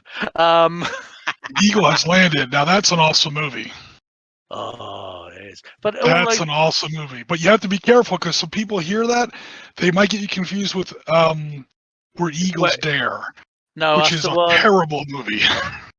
How can you say Where Eagles Dare is terrible? It's got the greatest line in all time. Broadsword calling Danny Boy. Yeah, I like the helicopter that lands on top of his castle, and the Allied general was intercepted on his way to Crete for a meeting. Too bad Crete was occupied by the Germans at the time. I mean, no, that movie's atrocious. Oh, it is. Eagle Has Landed is brilliant. Eagle Has Landed has Donald Pleasance doing the best Himmler I have ever seen. I've seen Himmler in like 50 movies, and he's still the best Himmler. And did you know The Eagle Has Landed? And funny enough, it's based on a film from 1942 called Went the Day Well. It's exactly the same. But it was based on a Frederick Forsyth novel. Well, it is. Or maybe the novel was based on the film, and then it probably is. It comes around. There are massive differences on it, but there are big similarities. German paratroopers land, dress up as British, try to take over a village to try and assassinate somebody. Both of them. That's the plots. Spoilers in case you haven't seen it. But the wonderful thing about a 2-second footnote about The Eagle Has Landed is whenever someone talks about Gaming in the Gaps, that is it. That's the movie I point to. That is exactly what Gaming in the Gaps is. That never happened. It never really could have happened. It's a complete fantasy, flight of. But the way they write it, it almost could have happened. Yeah. And a lot of times when Warren used to reach out to me, or somebody on the OT team used to, let's Game in the Gaps. The Team Yankee Boot Camp kind of went down like this. And they're like, we want a Game in the Gaps or whatever. Well, let's not ask Erskine. The Erskine's just going to throw up a brick wall of friggin', historical fact and be like, hey, you guys can't do that because this, that, and the other thing. I'm like, no, that's not how Gaming in the Gaps works. No, it's fine. To the average person, a certain historical event has like 5 gigantic blocks in it because they only know like 5 facts. And so there's like 4 gaps between those 5 blocks that they can game in. And so their options are limited. And that's not really how the situation was. If you know a lot and you see that there are 10,000 bricks in that wall, that just means there's 9,999 gaps. Yeah. And a book like, The Eagle Has Landed and, of course, the movie, I think really proves that. The guy who wrote that definitely knew his history and where Churchill really was, how the bombing was set up, how this, how the RAF bases were set up, where Churchill, how Churchill used to have doubles of himself running around England at the time.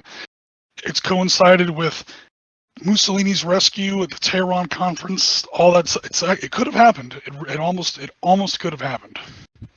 And this is a really boring fact, actually. The same villages in both went to day well as is in The Eagle Has Landed. It's the same village. So what I'm saying about nods and things to it. And the other part is, and this is actually unfortunately only the guys over here are going to get this. So Grimwolf, you're going to be maybe Tuffy and Zog. It's also the same place that they filmed The Vicar of Dibley. The external shot. Does it still have that fateful water wheel in it? That movie would have been totally different without that water wheel. I know, it's terrible. It's awful when you actually you go into favour of a young child and then you get your uniform ripped. I was thinking more the fact is that they still have that giant puddle that Dawn French jumped into. That's where the water wheel was. Yeah. I cannot. I think actually The Eagle Has Landed is one of the best war films ever, and it is just such a good film. Went the Day Well is a very good film based on a slightly different way of looking at it. And it is, and Went the Day Well is a wonderful example of British propaganda to fight up, because it was filmed in 1942, but right at Britain's darkest hour, and it was there to say, if the Jerrys did land, this is what would happen. We need to make sure that never happens here. Which is unlike the film It Shouldn't Happen Here, which is a completely horrible film. What was the one where I stumbled across it in Sea Lion research? I think it came out during the war, or I'm pretty sure it did. It was almost like a warning, like what life would be like if the Germans did land and Britain did lose or had to cut a deal or whatever. Like what living under German occupation would actually be like. And it was set like in the future back then. Like 10 years after the Allies lost the war, and it was like a warning, like don't let this happen or something like that. It shouldn't happen here. Okay, I did see that. Yeah, it's filmed in the 1960s, but it's filmed in black and white, so it looks really old. But that is a unforgiving film. I'm going to say that. Maybe that's what I'm thinking of. In modern times as well, we've had Amazon picked up The Man in the High Castle, didn't they? Yeah. Believe it or not, that's more like The Man in the High Castle is more light-hearted than It Shouldn't Happen Here. Oh yeah, it's like watching Threads. Threads. That's a serious movie, man. Yes. That's a bad one. I grew up watching The Day After, and every once in a while I'd be like, "Oh my God, The Day After!" That movie. So I was like 12 when that movie came out. It scared the piss out of me. I couldn't sleep for a week. And then afterwards, I'm hearing like, "Oh, you've seen The Day After? You haven't seen shit. You need to watch Threads." And of course, there was a bunch of British people telling me that. And I'm like, "Man, fuck you guys. Fucking British. I always think you're doing something better." And then I watched it, and I was like, "Holy shit, you guys were right, man." There's another. Damn. There's a film in the 1960s. And I think this is probably because where I grew up in a military town called I grew up in Colchester. It's a military town, but it's also a primary target for the Soviet Union to drop their weapons on top of us because of all the tanks and guns and everything else. But there was a film done in the 1960s called War Games, and that's about nuclear attack on the British Isles. And if you think Threads is bad, if you ever get a chance to find that, not obviously War Games as in the great computer thing, but what shall we play a game? Yeah, not that one, but this is a 1960s black and white thing, and oh my, Gideon! And I tell you what, we watched it at school because there's a lot. I think there's probably there was a big C&D thing going on with it as well. But you watch it and you come out of it and go, Jesus, no one ever drop a bomb on us. And all that really convinced me was actually, if I ever hear a siren going off, I'm just going to walk towards Russia and hope to God that bomb hits me first. Yeah, that's good. Yeah, my family used to say that a lot. My family mostly comes from like the big Rocky Mountains out west, and they'd be like, "Oh well," I mean, this is back in the '80s.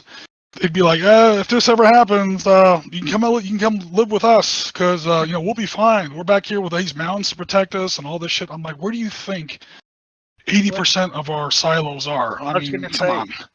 You're the first ones to go. You're right next to all the Minuteman silos in those days, all the big B-52 bases, all the whole early warning line, all that shit's up there. Yeah, it's awful. And actually, to be quite frank, one 58-ton megaton bomb hitting England in the centre would take out the whole of the country. Can I remind you that we had a topic? Joyful things. Shall I talk about what brought you joy? Thermonuclear holocaust. Well, I enjoyed the soundtrack on the movie When the Wind Blows. Yes. Oh yeah, David Bowie. I love that. Yeah. The late, great, wonderful, excellent. That didn't bring me joy in passing away, but everything else does. I'm going to talk about me. Guess what brought me joy this year? See if anybody can name it. Shall I go straight to the chill out bar and see how quick people write the words Baron's War? Oh, Oh, I As long thought as it's not the. It's either As long Baron as it's not hobby, or, Baron's War. or Civil and War, isn't it? No, yeah, it's definitely Baron's War, actually. Yeah, what a surprise! This, I tell you what, I love. I never. I like Robin Hood. Who doesn't like Robin Hood? Well, I like the proper history behind Robin Hood, but no, that's Sorry. and there's not Men in Tights and stuff like that. Tights. Yeah, though I was actually humming the one from the ITV TV series, you know, Robin Hood, I didn't do the Glen, that one. That's the one I know the words for pretty well as well. But I loved it, and you know, when I started it, I knew painfully little about the Barons' War, and I mean painfully little. I didn't even realise that the Barons' War and Magna Carta were actually linked. And they are. I mean, that's the whole point. Barons' War came because King John, him of the evilness. I think that's a lot of. By the way, that's a lot of his son's propaganda. King John wasn't that bad a king. Was he really evil, or was he just incompetent? No, he was incompetent. He wasn't evil. Mm. He also happened to have some of the most scheming nobles in the world, and so he was basically on a hiding to nothing. Luckily for him, probably the greatest knights and then when I say probably the greatest knight, I mean William Marshall probably is the greatest knight that's ever lived, because he's the first knight, because he wrote chivalry, and he was the ideal that every knight for about 300 years afterwards, 400 years afterwards, lived up to. None of them achieved it because he was a pretty nasty person himself in reality. But I knew none of this stuff. I didn't know really. I knew about William Marshall, but I didn't know William Marshall was linked to the Barons' War. I knew about the Barons' War, but I thought the Barons' War was about 1660, which it is, but that's the second Barons' War, and that's a completely different kettle of fish. I knew about the anarchy, and that's got nothing to do with the Barons' War. So I knew everything around it, and I knew about Robin Hood. What a surprise! I think we all know about Robin Hood. I think, everybody in the UK knows about Robin Hood. I think everybody in the world knows about Robin Hood, to be quite honest. Even if it's through some god-awful films, they know the name. I've just had a thought, actually, for you as well, Panzer, but I'll let you finish before I come up with the idea, because I've just had an idea on something that you might think, that's an interesting one. I'll let you know in a second about it, yeah. Because the whole thing about the Barons' War. So doing all the research, and that's the thing that's really got me. I've been enjoying painting the figures. Don't get me wrong. I've been enjoying playing the game. That's been brilliant. I enjoyed organising their getting a handful of people to turn up to the first major show in the country, and putting on a demo game there. You know what? That was fantastic, and that, to me, that probably was almost the pinnacle of the like the icing on the cake. But this is just a catalyst for actually what really I found most enjoyable about hobby, and that was actually, do you know what, meeting guys again. It is the community, whether it's on here or whether it's actually in face to face. But it was nice actually meeting people again and talking to people again and cutting the frankly just talking the shit with people. But it was fantastic just to actually meet and chat with people, especially ones you hadn't seen for a couple of years as well. And that to me is actually what the hobby is about. It's a community thing. There's nothing that, and I think this is all of us have said this in one way or another. It is a community thing. We don't do this game in isolation. It is a don't do this hobby rather in isolation. It's a community driven game. You need at least 2 people to play a game, possibly more. I mean, and this is where, everyone badmouths off multimedia platforms and everything else for being nothing but negative and horribleness and everything else. But actually, for our hobby, the multimedia platforms, besides button counters, they can all go to hell. No, that's not true. I don't mind button counters. I just wish sometimes they would put their money where their mouth is. It's just for me, actually, the multimedia platforms are actually what's helped our hobby. Mhm. I mean, we're on one now, actually, to be quite frank. But you know, and I think it has helped our hobby. It's helped the community of the hobby. It's kept us alive when we are such a sociable hobby, when we couldn't actually be sociable. I mean, Jim, I was to be honest, I'm envious of you by the fact that you doing a hex game. You can do hex games on PCs. You can do hex games over the internet, and it works well. You know, doing tabletop games like the way we, you know, envision, you know, play games and do it. Yeah, it doesn't. But the community's kept us all up and running. So I'm now sitting here in front of me with a handful of outlaws from the Baron's War from the last Kickstarter, and I've added more to the range as well. So guess where I'm going with these guys? And I've got my own little Robin Hood band. So that's it. But that has also put onto, if I can remember, go on, Grimwolf, you're going to help me with this. That role play game that you Which one? June. no, not June. Pendragon. No, but it's Pendragon Bait or similar. It's one of the Osprey ones. I know it's on. Oh, where's? Oh, the one that they covered this way, the Heirs to the Heresy. Yeah, there's that one. And then there's which Perilous. I thought it's nice, and I think it's Perilous. This is the one with Perilous is sort of Pendragon-ish. Yeah, the one with the oh gosh, what do you call it? The one that talks on the mythology and everything else of the mythology of England. Yeah, yeah. That's I would say that's Osprey's version of Pendragon. Yeah, you know, in some respects, and that actually leads into the idea that I had, which was you could run. And here's one, just Jerry off the top of my head, I was just thinking about it, is take either Perilous or the Pendragon rule set, whichever one you're comfortable with. Yeah. And you could technically run, if the GM was good enough and did the research, a role-playing game set during the Baron's War using those rule sets, because it is knights in armor. Yeah. You know, where the players are either all part of the same barony or house, or they're all parts of different baronies within the time period. You know, so you could have that conflict of the houses, you know, and you can do the tournaments, and that's one of the things I love about Pendragon. One of the things I loved about when I read Pendragon, I created a character I never got to play because the group collapsed, which was a shame.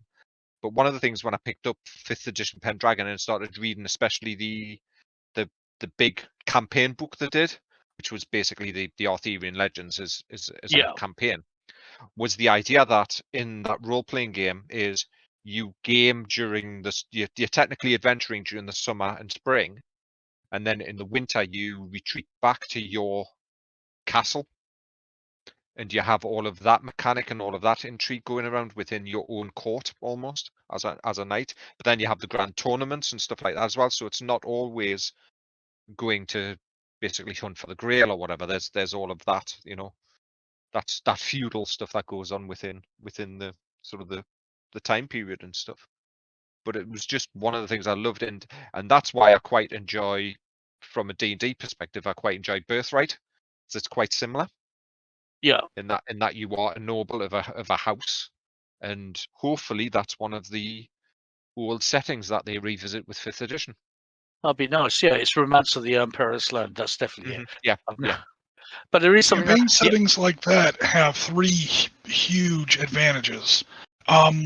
Number one, with the occasional forays into not just life and death combat, but a lot of in Werewolf the Apocalypse, it used to be pit fights. In some other games, it might be something else. In a night-based game, it's going to be a tournament or a joust.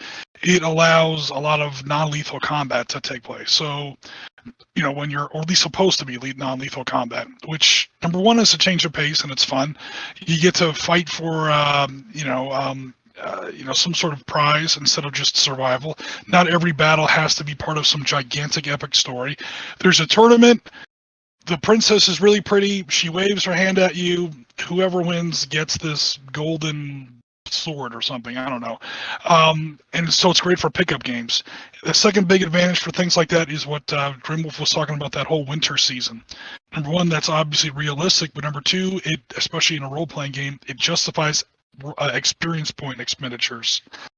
You can have a great session, you pick up 10 XP, and I'm now a 5th level, sword master or whatever. Wait a minute, where did that come from? I know you got the points, I know it's legal, but you woke up and you know how to use the sword 10 times better.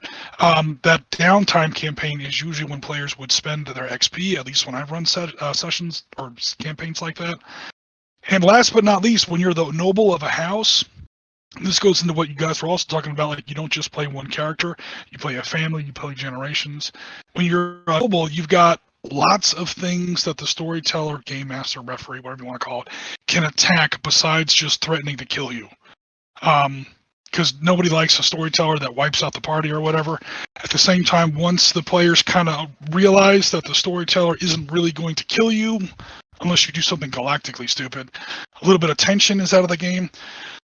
Okay, I might not kill you, but if you lose this battle, your castle might get burnt down, and a whole bunch of your servants are going to be killed, or your wife is dead, or your son is kidnapped, or your daughter just got ravaged, or there's 1,000,001 bad things that can happen to you, especially if the game tracks that by points, and then you have to buy back some of those things with points or experience or whatever.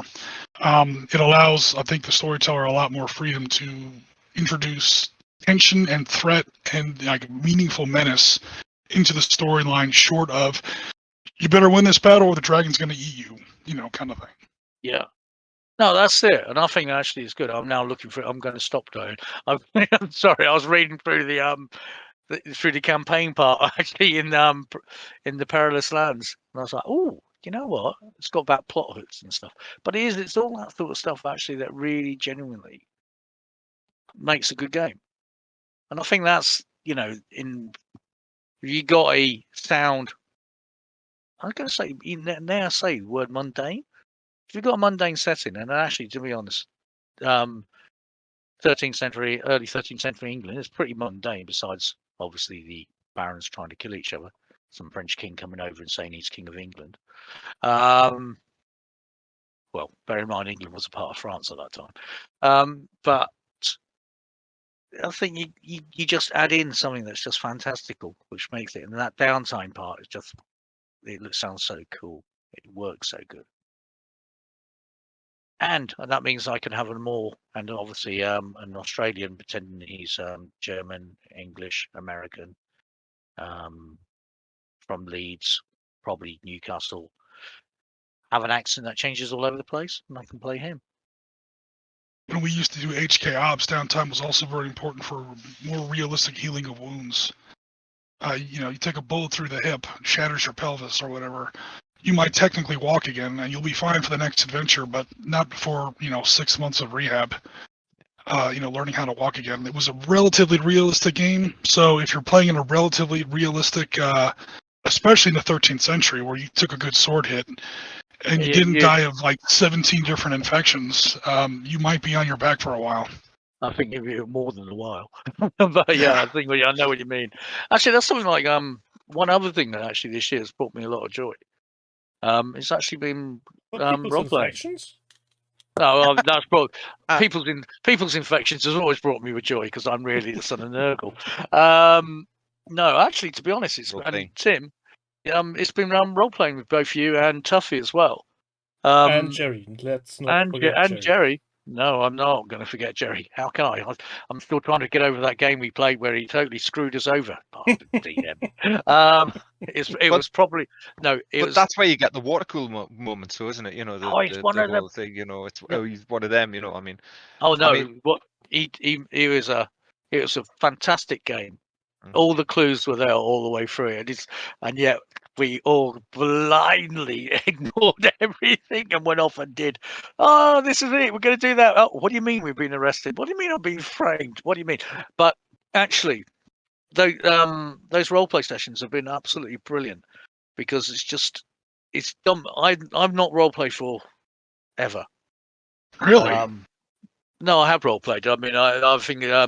I'm not been. It's probably about 20 years ago before I I'm trying to figure out, probably 15 years ago. I'm trying to figure out how long ago it was when I met my wife, actually. Don't let your wife hear that. Oh, don't let you. Yeah, I was going to say, don't let your wife hear you say that you've know. forgotten when you met her. That's just. It was I nice remember knowing you. Reaches casually for the not record button because this Ooh. session has been recorded up until then.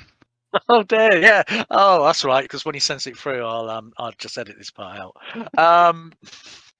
But yeah, it must be about 15 years ago. 15. I was an active role player about up to 15 years ago. Then didn't do it, and then got back to actually these guys. Then they stupidly let me run a game. Oh, good God. And actually, do you know what? I forgot how I really liked it. Yeah, I And, mean, you know, that's it. You know, it's. I think one of the things that with the virus trying to kill and stuff, and is the fact that we can still game in some respects, whether it be virtually with hex encounters or over Discord with role playing. It has kept the love of the hobby, especially for me, alive and stuff like that. I mean, I ran a Star Wars game. It's my D&D group. We've gone back to playing D&D, which I enjoyed. I've got ideas for running games and stuff like that, and linking back in with the whole, the elements of role playing, having story elements, and like I said, that's one of the reasons I quite enjoy when I read through the Dune book, especially in looking at that, is because it's not combat heavy. There's not a lot of combat that goes on, especially from point of view of large scale silliness or one-to-one skill, silliness and stuff. A lot of what Dune is based around is the intrigue, it's the court stuff, it's the interactions, it's actually the things that make role playing interesting. It's those character points. Combat's all well and good, but it's all of that sort of other bits that go on within role playing. So you found it. You found what the film I'm talking about. Oh my God! He's put in it is called War Game. The War Game it's called. Yeah, there's a little it's 1965. It was made as a little thing. But you're right, combat heavy games. I got to admit, I got a passion for hack and slash. Murder Hobo. Yeah, I mean the one game I particularly like, and I hope Tim liked it, and I hope Tuffy liked it, and I hope Jerry liked it. Oh, I think was a game called Slow Industry. Now the whole point of Slow Industry is about glorification of violence, and it's when putting it in reality terms, that's exactly what it is. It's about glorification of violence, more particularly actually the glorification of hand-to-hand combat, where you basically are part of a fascist state. Okay, just take the bad news, guys. You were the baddies. You never let me use that nice gun I found. No. I even took the trigger away. Yeah. Tuffy's just put one in as well. That I do recommend to anybody to play. But Aliens is good. But the actual Slow Industry, I mean, I'm talking about first edition, not the second edition, because the second edition only came around because people couldn't work out how to do the magic system in first edition. It's bloody easy. I'm sorry, I'm not. You don't have to be an Einstein to understand it. If you got a DM that actually, and that's the whole point of any game master, referee, whatever you want to call them, they're there to actually run it. So if a player says, right, I'm going to do this, I'm going to roll that and then do that. All right, fair enough. But the whole point of the DM is actually there to help that situation work. Just tell you, no, you can't do that for reasons. Don't even try. Yeah. Sorry, have you powered up your death suit yet? No? Oh, there you are. Guess what? You go, and it drops on the floor. I was like that with Star Wars. It was the fact is, the rules there as a guide, but if you want to do something cool, go to it. If cool wins. If it's cool, the rule of cool. Yeah, it wins every time. It should do, especially in roleplay, because the whole point is, and this is where storyteller wins. But the whole point is actually to tell a story. Yes, it's got to be jeopardy. You need jeopardy. You can't have jeopardy. No, I'm not going to tell these guys something. I am going to run Slay in the new year. So just beware, Tufty and Sundancer. You I've made some horrible mistakes. But you don't, and I've got a great campaign to run as well. Is there any more fun thing to say as a storyteller or role player, not storyteller, as a storyteller, DM, referee, than I fucking warned you? Oh, it's fun. Don't go down that hallway. Don't go down. Okay, your character gets make your perception plus tech. Don't go down that. Oh, you're all dead. I fucking warned you. I told you. I warned you. Yeah, you know that big thing where it all chops into little tiny reds. Have you not realised it's a horror movie? For God's sake, in every horror movie, don't go out on your own. Don't go out on your own. Don't open the door. The party. Don't. Oh, too late. Definitely don't do that with the alien. With role-playing groups that split the party, I'll kill you just on general principle. I mean, you're basically making me run 2 games at this point. Fuck you. Someone's getting nuked. I have to say, was there a claymore there before? There is now. Boom. Keep the party together.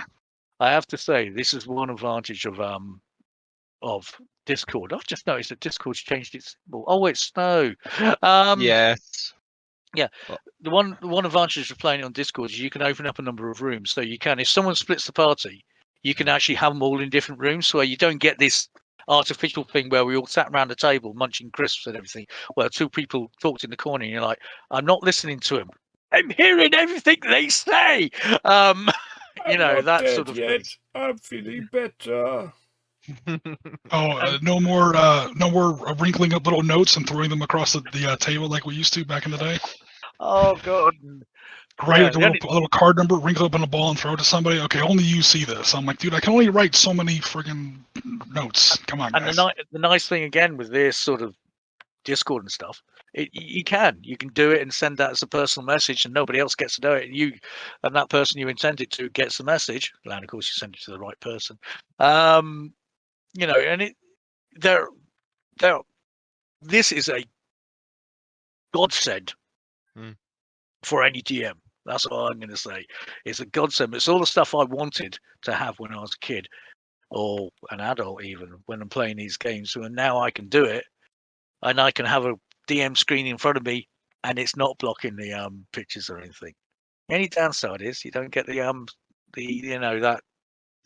social interaction. You still get the banner and stuff, but you don't get that proper social interaction that you got. You don't get to see the shock and horror when you kill their characters. Yeah, we need to put cameras set up. There's a rule. It's called Roll. It's a early access VTT, a bit like Roll20, and it's just called Roll. Their character sheets are quite nice, but what their big thing with it is the fact is that it's basically Discord, but they're so they've got everything self-contained within the environment. So it's got audio and it's got the ability for cameras as well. I signed up for it and logged in and created an account because I was looking at it for just something different than Roll20, which is what I use for D&D and most of the other stuff. I've got a Roll20 account. That's what we play our D&D campaign on. So I was just looking at different, virtual tabletops. So I'll link Roll in for anybody that's interested because cool. it is predominantly based around that social, things with HD video, dice rolling, maps and tokens, and all of that type of thing.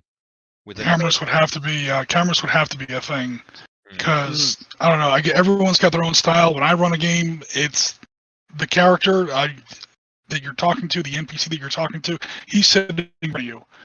And I do my best to convey that as best I can. The issue is, and we ran across this in HK Ops when it's just voice only. We had great maps, we had great pieces, we had little tanks with rotatable turrets, and I mean, we did everything right. But number one, it was a fuck ton of work, like way more work than it would be in a normal game. And number two, there's none of that. I don't want to say acting. I'm not trying to make myself sound like some kind of friggin' thespian here, but outside of your voice, it's tough to convey certain, you can't glare at people. It's tough to, you guys are talking about that, like that across the table dynamic. Virtual is great, but sometimes you do miss it. Oh no, I think it's a combination of the two that actually probably works best.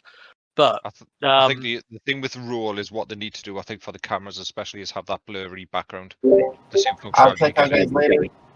Bye, Luton. die there, mate.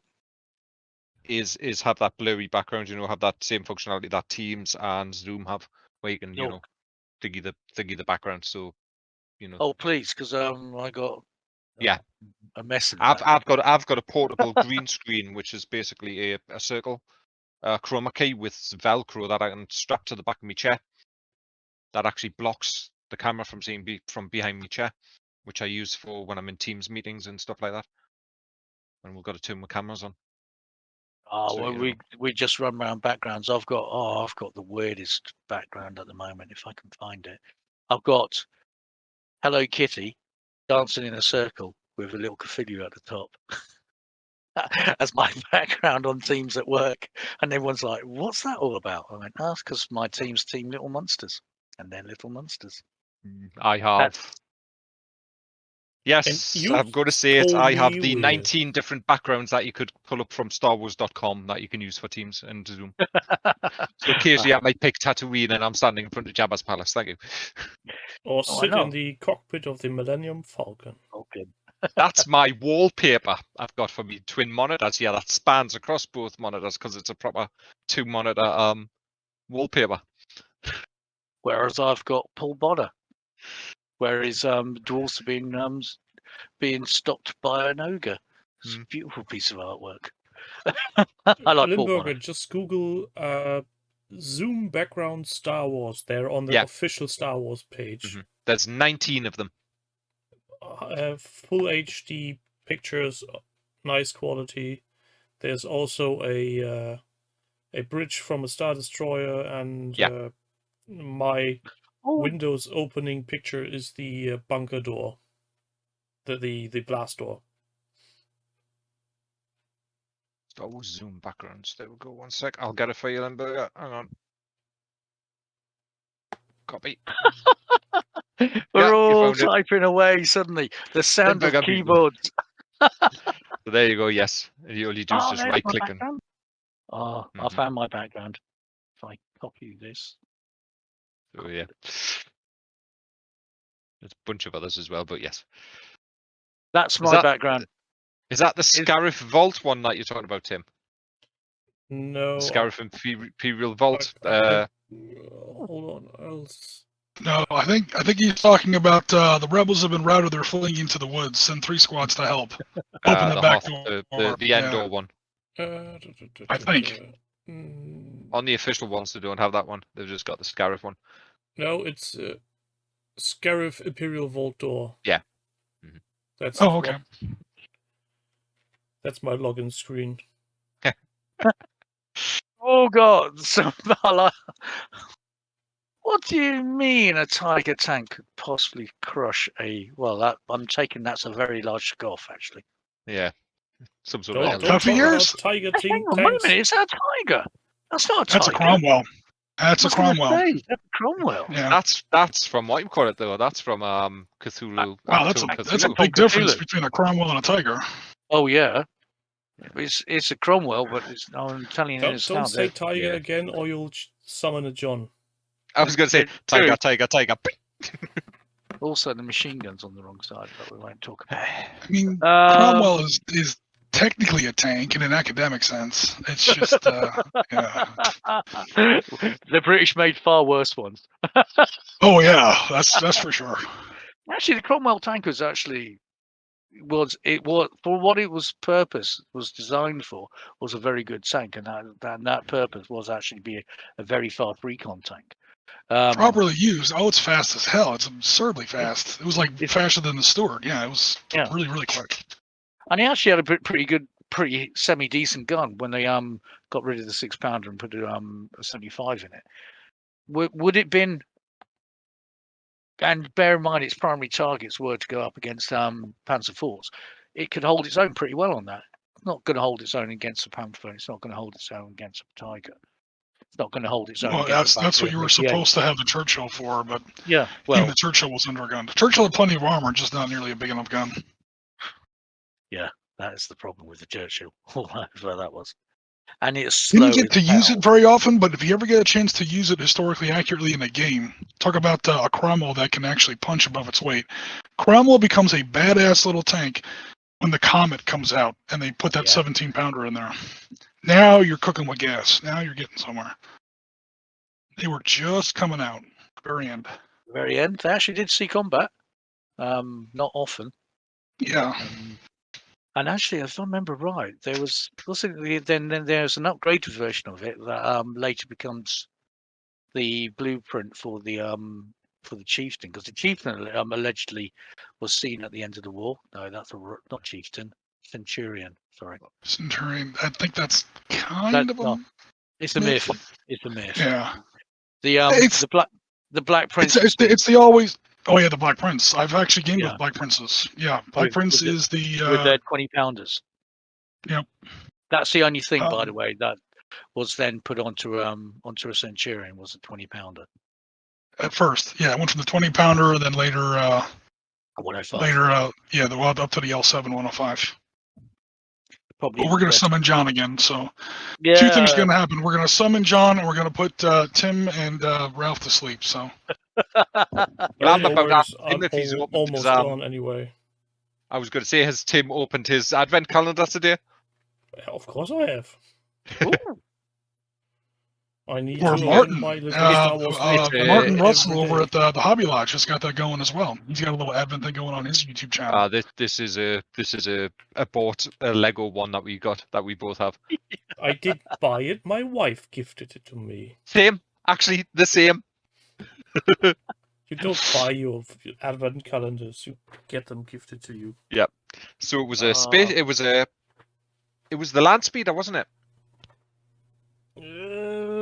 No, it was land speeder was yesterday. It was a sand person today, wasn't it? Today it was a what's Tusken Raider. Tusken Raider, yeah. And was it yesterday? It was the land speeder, which is one of the land speeders from the first episode of the Mando. Yeah, and the one before that, was that the weird hover it's tank the drop ship from. Wasn't that the thing they stole from the base? In In a very rudimentary way. I thought it was the square-looking dropship. Or was that the one before that? You know, the one with the snub-nosed dropship. No, I think that was before. Right. That's the thing with these very small Lego things. They are so abstract in places you can't really tell what it is. Mm-hmm. Lego brick. Yeah, pretty much. Yeah. Though today's Sand People was the least amount of bricks in any so far. 3 pieces. It's just basically one of the minifigs. Done. Yeah, it's just one of the minifigs that they put in for them. Right. But it's quite nice to open it every day and see what you get. We do know that we're getting a Mando and a child at some point in. Yes. In I guess a droid at some point. Yeah. Well, possibly a gold one and a sort of small white. And no, blue actually, doesn't. I don't think there is a 3PO. Not this year. There had been a 3PO 3 years ago. That's sitting on the shelf behind me. Right, guys, I'm just going to put myself on mute because I just got to run to the loo. So. I think a vast majority of them, Tim, are for the Mando anyway. I think they're based around the Mandoverse. This year they are. Yeah, it's all Mandalorian Mandoverse, and of course, Book of Boba at the end of the year as well. Did you notice the sound effect they use in the new trailer from today? Not really. I was too busy concentrating on what was going on because it looks like. I also just noticed it on the second watch. They reused the sonic bomb boom from. Cool. But as a percussion instrument, more or less, in the background, 4 or 5 times. Well, the one I was interested in was the fact from the trailer, and this isn't spoilers because it's in the trailer. Was the fact of that swoop gang have probably broken into the wrong area where a Bacta tank might be. They made a big mistake there, didn't they? Come to the wrong neighborhood. Yes, they've gone to the wrong neighborhood. So it's true what Tamura Morrison said in interviews that they are going to look at there's going to be flashbacks in the stories. Yeah, to show how he got out of showed him walking around with his weird monk-like robes on Tatooine. Yeah, and looking at Jabba's palace. So I'm wondering if that's when he first found out that it was empty. Could be. And they showed him looking down into the Rancor pit, which got me Yes, excited. with Fennec. It was like, that was interesting. What's going on there? Who have they dropped it down there? Who will be the first to be fed to whatever now delves down there? Yeah, whichever menagerie that's under there. Though I wouldn't be surprised if that was just a scare tactic and that the pit is actually empty and he just drops somebody in there to show him, yeah, I could still kill you. Yeah, I've got a suspicion that's where they're aiming with that.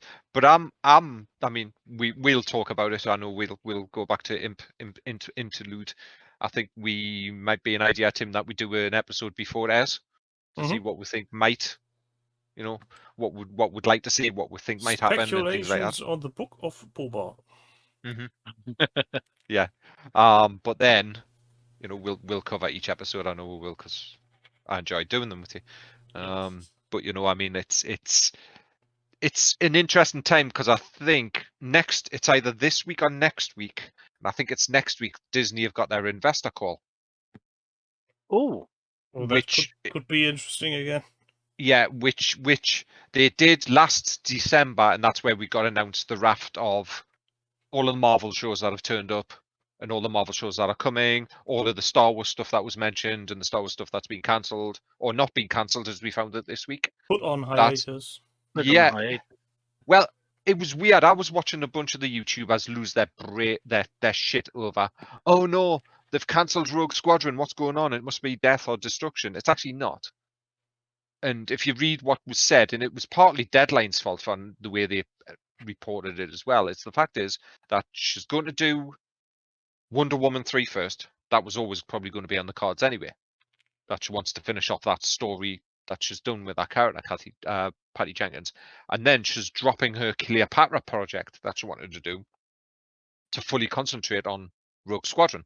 Yeah, and I think people still forget at some point that even the entertainment industry is pretty much bound by regulations regarding the current situation of the tiny thing that is the pandemic. Yeah, the thing that's trying to kill you every day. So, the internet just lost its...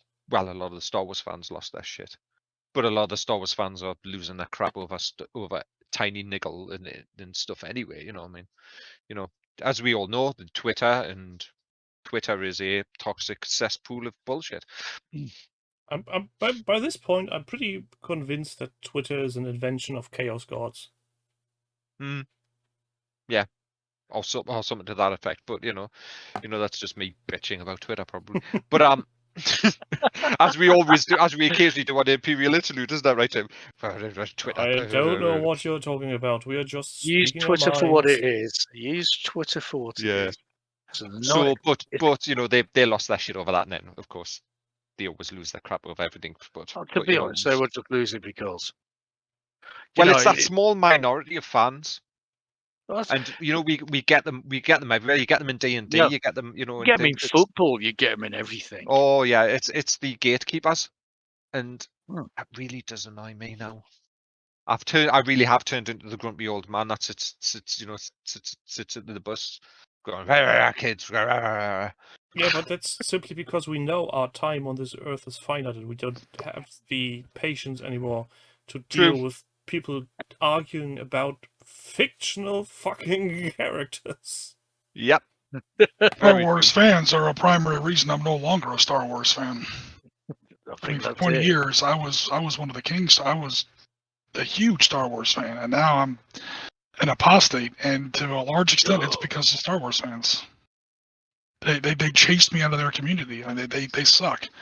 Not all of them, obviously. I mean, but yeah, I think that's that small minority that Ralph was talking about. Yeah, absolutely.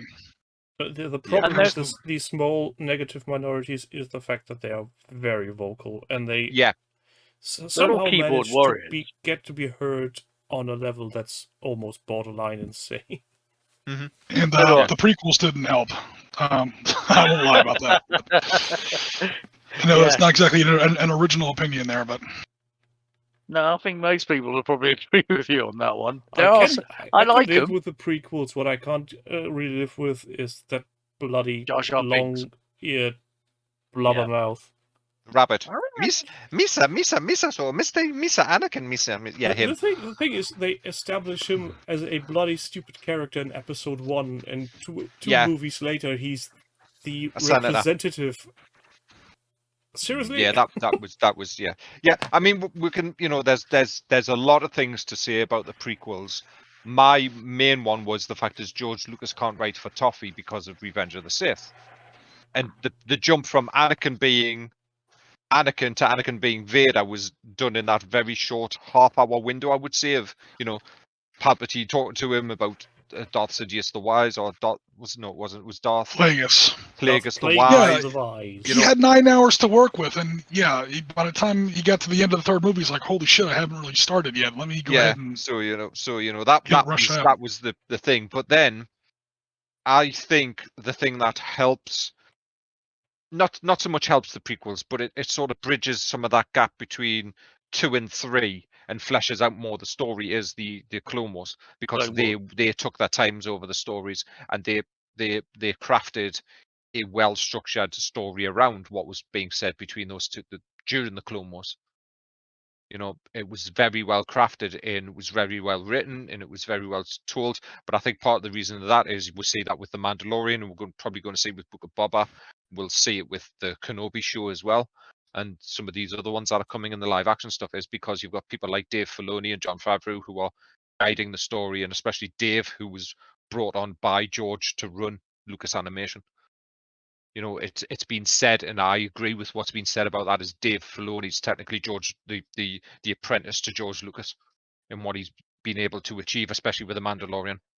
Always two there. Yes, exactly. The rule of two. That's the rule of many. What did I read this week? There's something that's being dragged in from Legends into canon, and I think it's the rule of two, the books, the rule of two books. They've been doing that for a while. Yeah. They walked in. They said, "Oh, Expanded Universe no longer exists." They blow it up, which was extremely unpopular. That was definitely. But I do understand why they did it.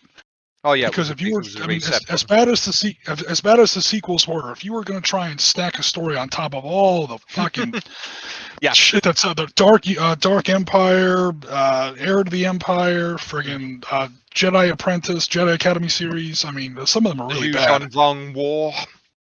Oh Lord, yeah. But anyway, yeah, it's not going to work. But then they've been cherry picking out of it since then, which is great. They've been cherry picking. I mean, they brought Thrawn back. They're they're basically, and they're picking the good things. Mm-hmm. I mean, I think Thrawn and the Heir to the Empire trilogy was the last kind of good thing to come out for Star Wars. Well, what's interesting with Thrawn is we know Thrawn's getting live action. You think Thrawn's going to be in Mandalorian? No, he's going to be in the Ahsoka. No, it's Ahsoka. The idea behind what they had before everything went tits up with the Rangers of the New Republic, and that's another bugbear of mine, and is driven from the internet, is they were setting it up so you were going to have the Mandalorian, Ahsoka, Rangers of the New Republic, as separate entities, yeah. And then the idea was it was going to be Rangers, but it might be in Ahsoka. They were going to introduce the villain, who's not Moff Gideon, but is going to be Thrawn, and then it was all going to pair into this the way that they did the CW shows, and whatever we say about the CW is it was a good idea where you had like Arrow, Flash, Supergirl, Black Lightning, and all that have their own separate stories, and then they come up together for what like an event story like Crisis on Infinite Earths or things like that. And that was the idea behind possibly having this short run, say 6-episode series with the big villain being Thrawn, where you've got all of the dispersed characters like Din Djarin, Ahsoka, the characters from Rangers, which was going to be Gina Carano's character, and some others, all come together to take on this entity or this villainous force. But yeah, it's Thrawn. Forgive me a noob question. Mm-hmm. When did they confirm that Thrawn survived the end of Mandalorian? Oh wait, never mind. Mandalorian season 2, episode 5, The Jedi. I think so. The episode. When was he getting eaten by the friggin' the octopus? Oh, that was at the end of Rebels, right? That was Rebels. Never mind. That's before Star Wars. Like I said, noob question. Sorry. Yeah. Keep going. Yeah. No. Rebels is 10 years before Star Wars. Which means he has to be around because Heir to the Empire takes place at, again, stupid question. Yeah, Sorry. yeah. Keep going. Yeah. So Rebels is 10 years before Star Wars because there's an episode of Rebels called Twin Suns where we meet Obi-Wan Kenobi again, and it's the final appearance of Darth Maul.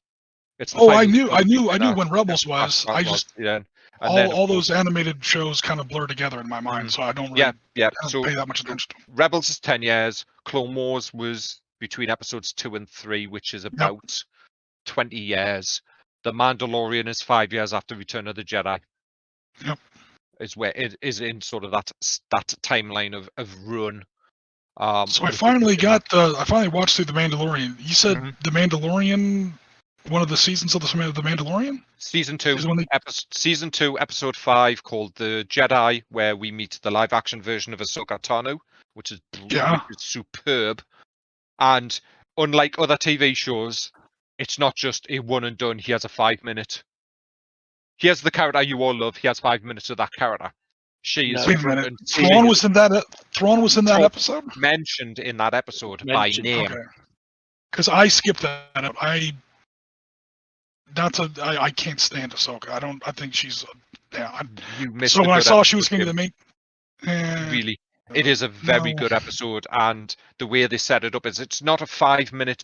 You get this with special characters. It's 5 minutes of he has a character a lot of people like. So I get more and more of a character I can't stand. Maybe you get more and more, but the story's built around the fact that it leads. That episode 5 leads into what happens at the end of season 2. That episode 5 is also a direct rip-off of Yajobi. Yeah. Yojimbo, sorry. Oh, it's Yojimbo and it's Fistful of Dollars. It's a Western and a samurai episode in one, which were two of the things George Lucas based Star Wars on. And then on 5, it's 5 minutes before half. Yeah. Right. I'm just going to call quits for my part. No worries, Tim. I'm going to have to call quits as well because I've got a House of the Year program to watch. Yeah, have fun with that. No, believe me, they are really good. No, it's this is actually proper. It's an architect show. Is it like Grand Designs? Yeah, it's Kevin MacLeod. Yeah. And it's the ones where they like the most innovative houses that have been designed. Some of them are proper way out whack. Some of them are amazing. Well, I'm going to say is if I don't speak to anybody or see anybody, if we don't do this before, have a nice Christmas, everybody. Yeah. I'll talk to you a lot in the next days on various occasions for various projects. Have a nice day. The recording ends here. Bye. Have a good one, folks. Bye.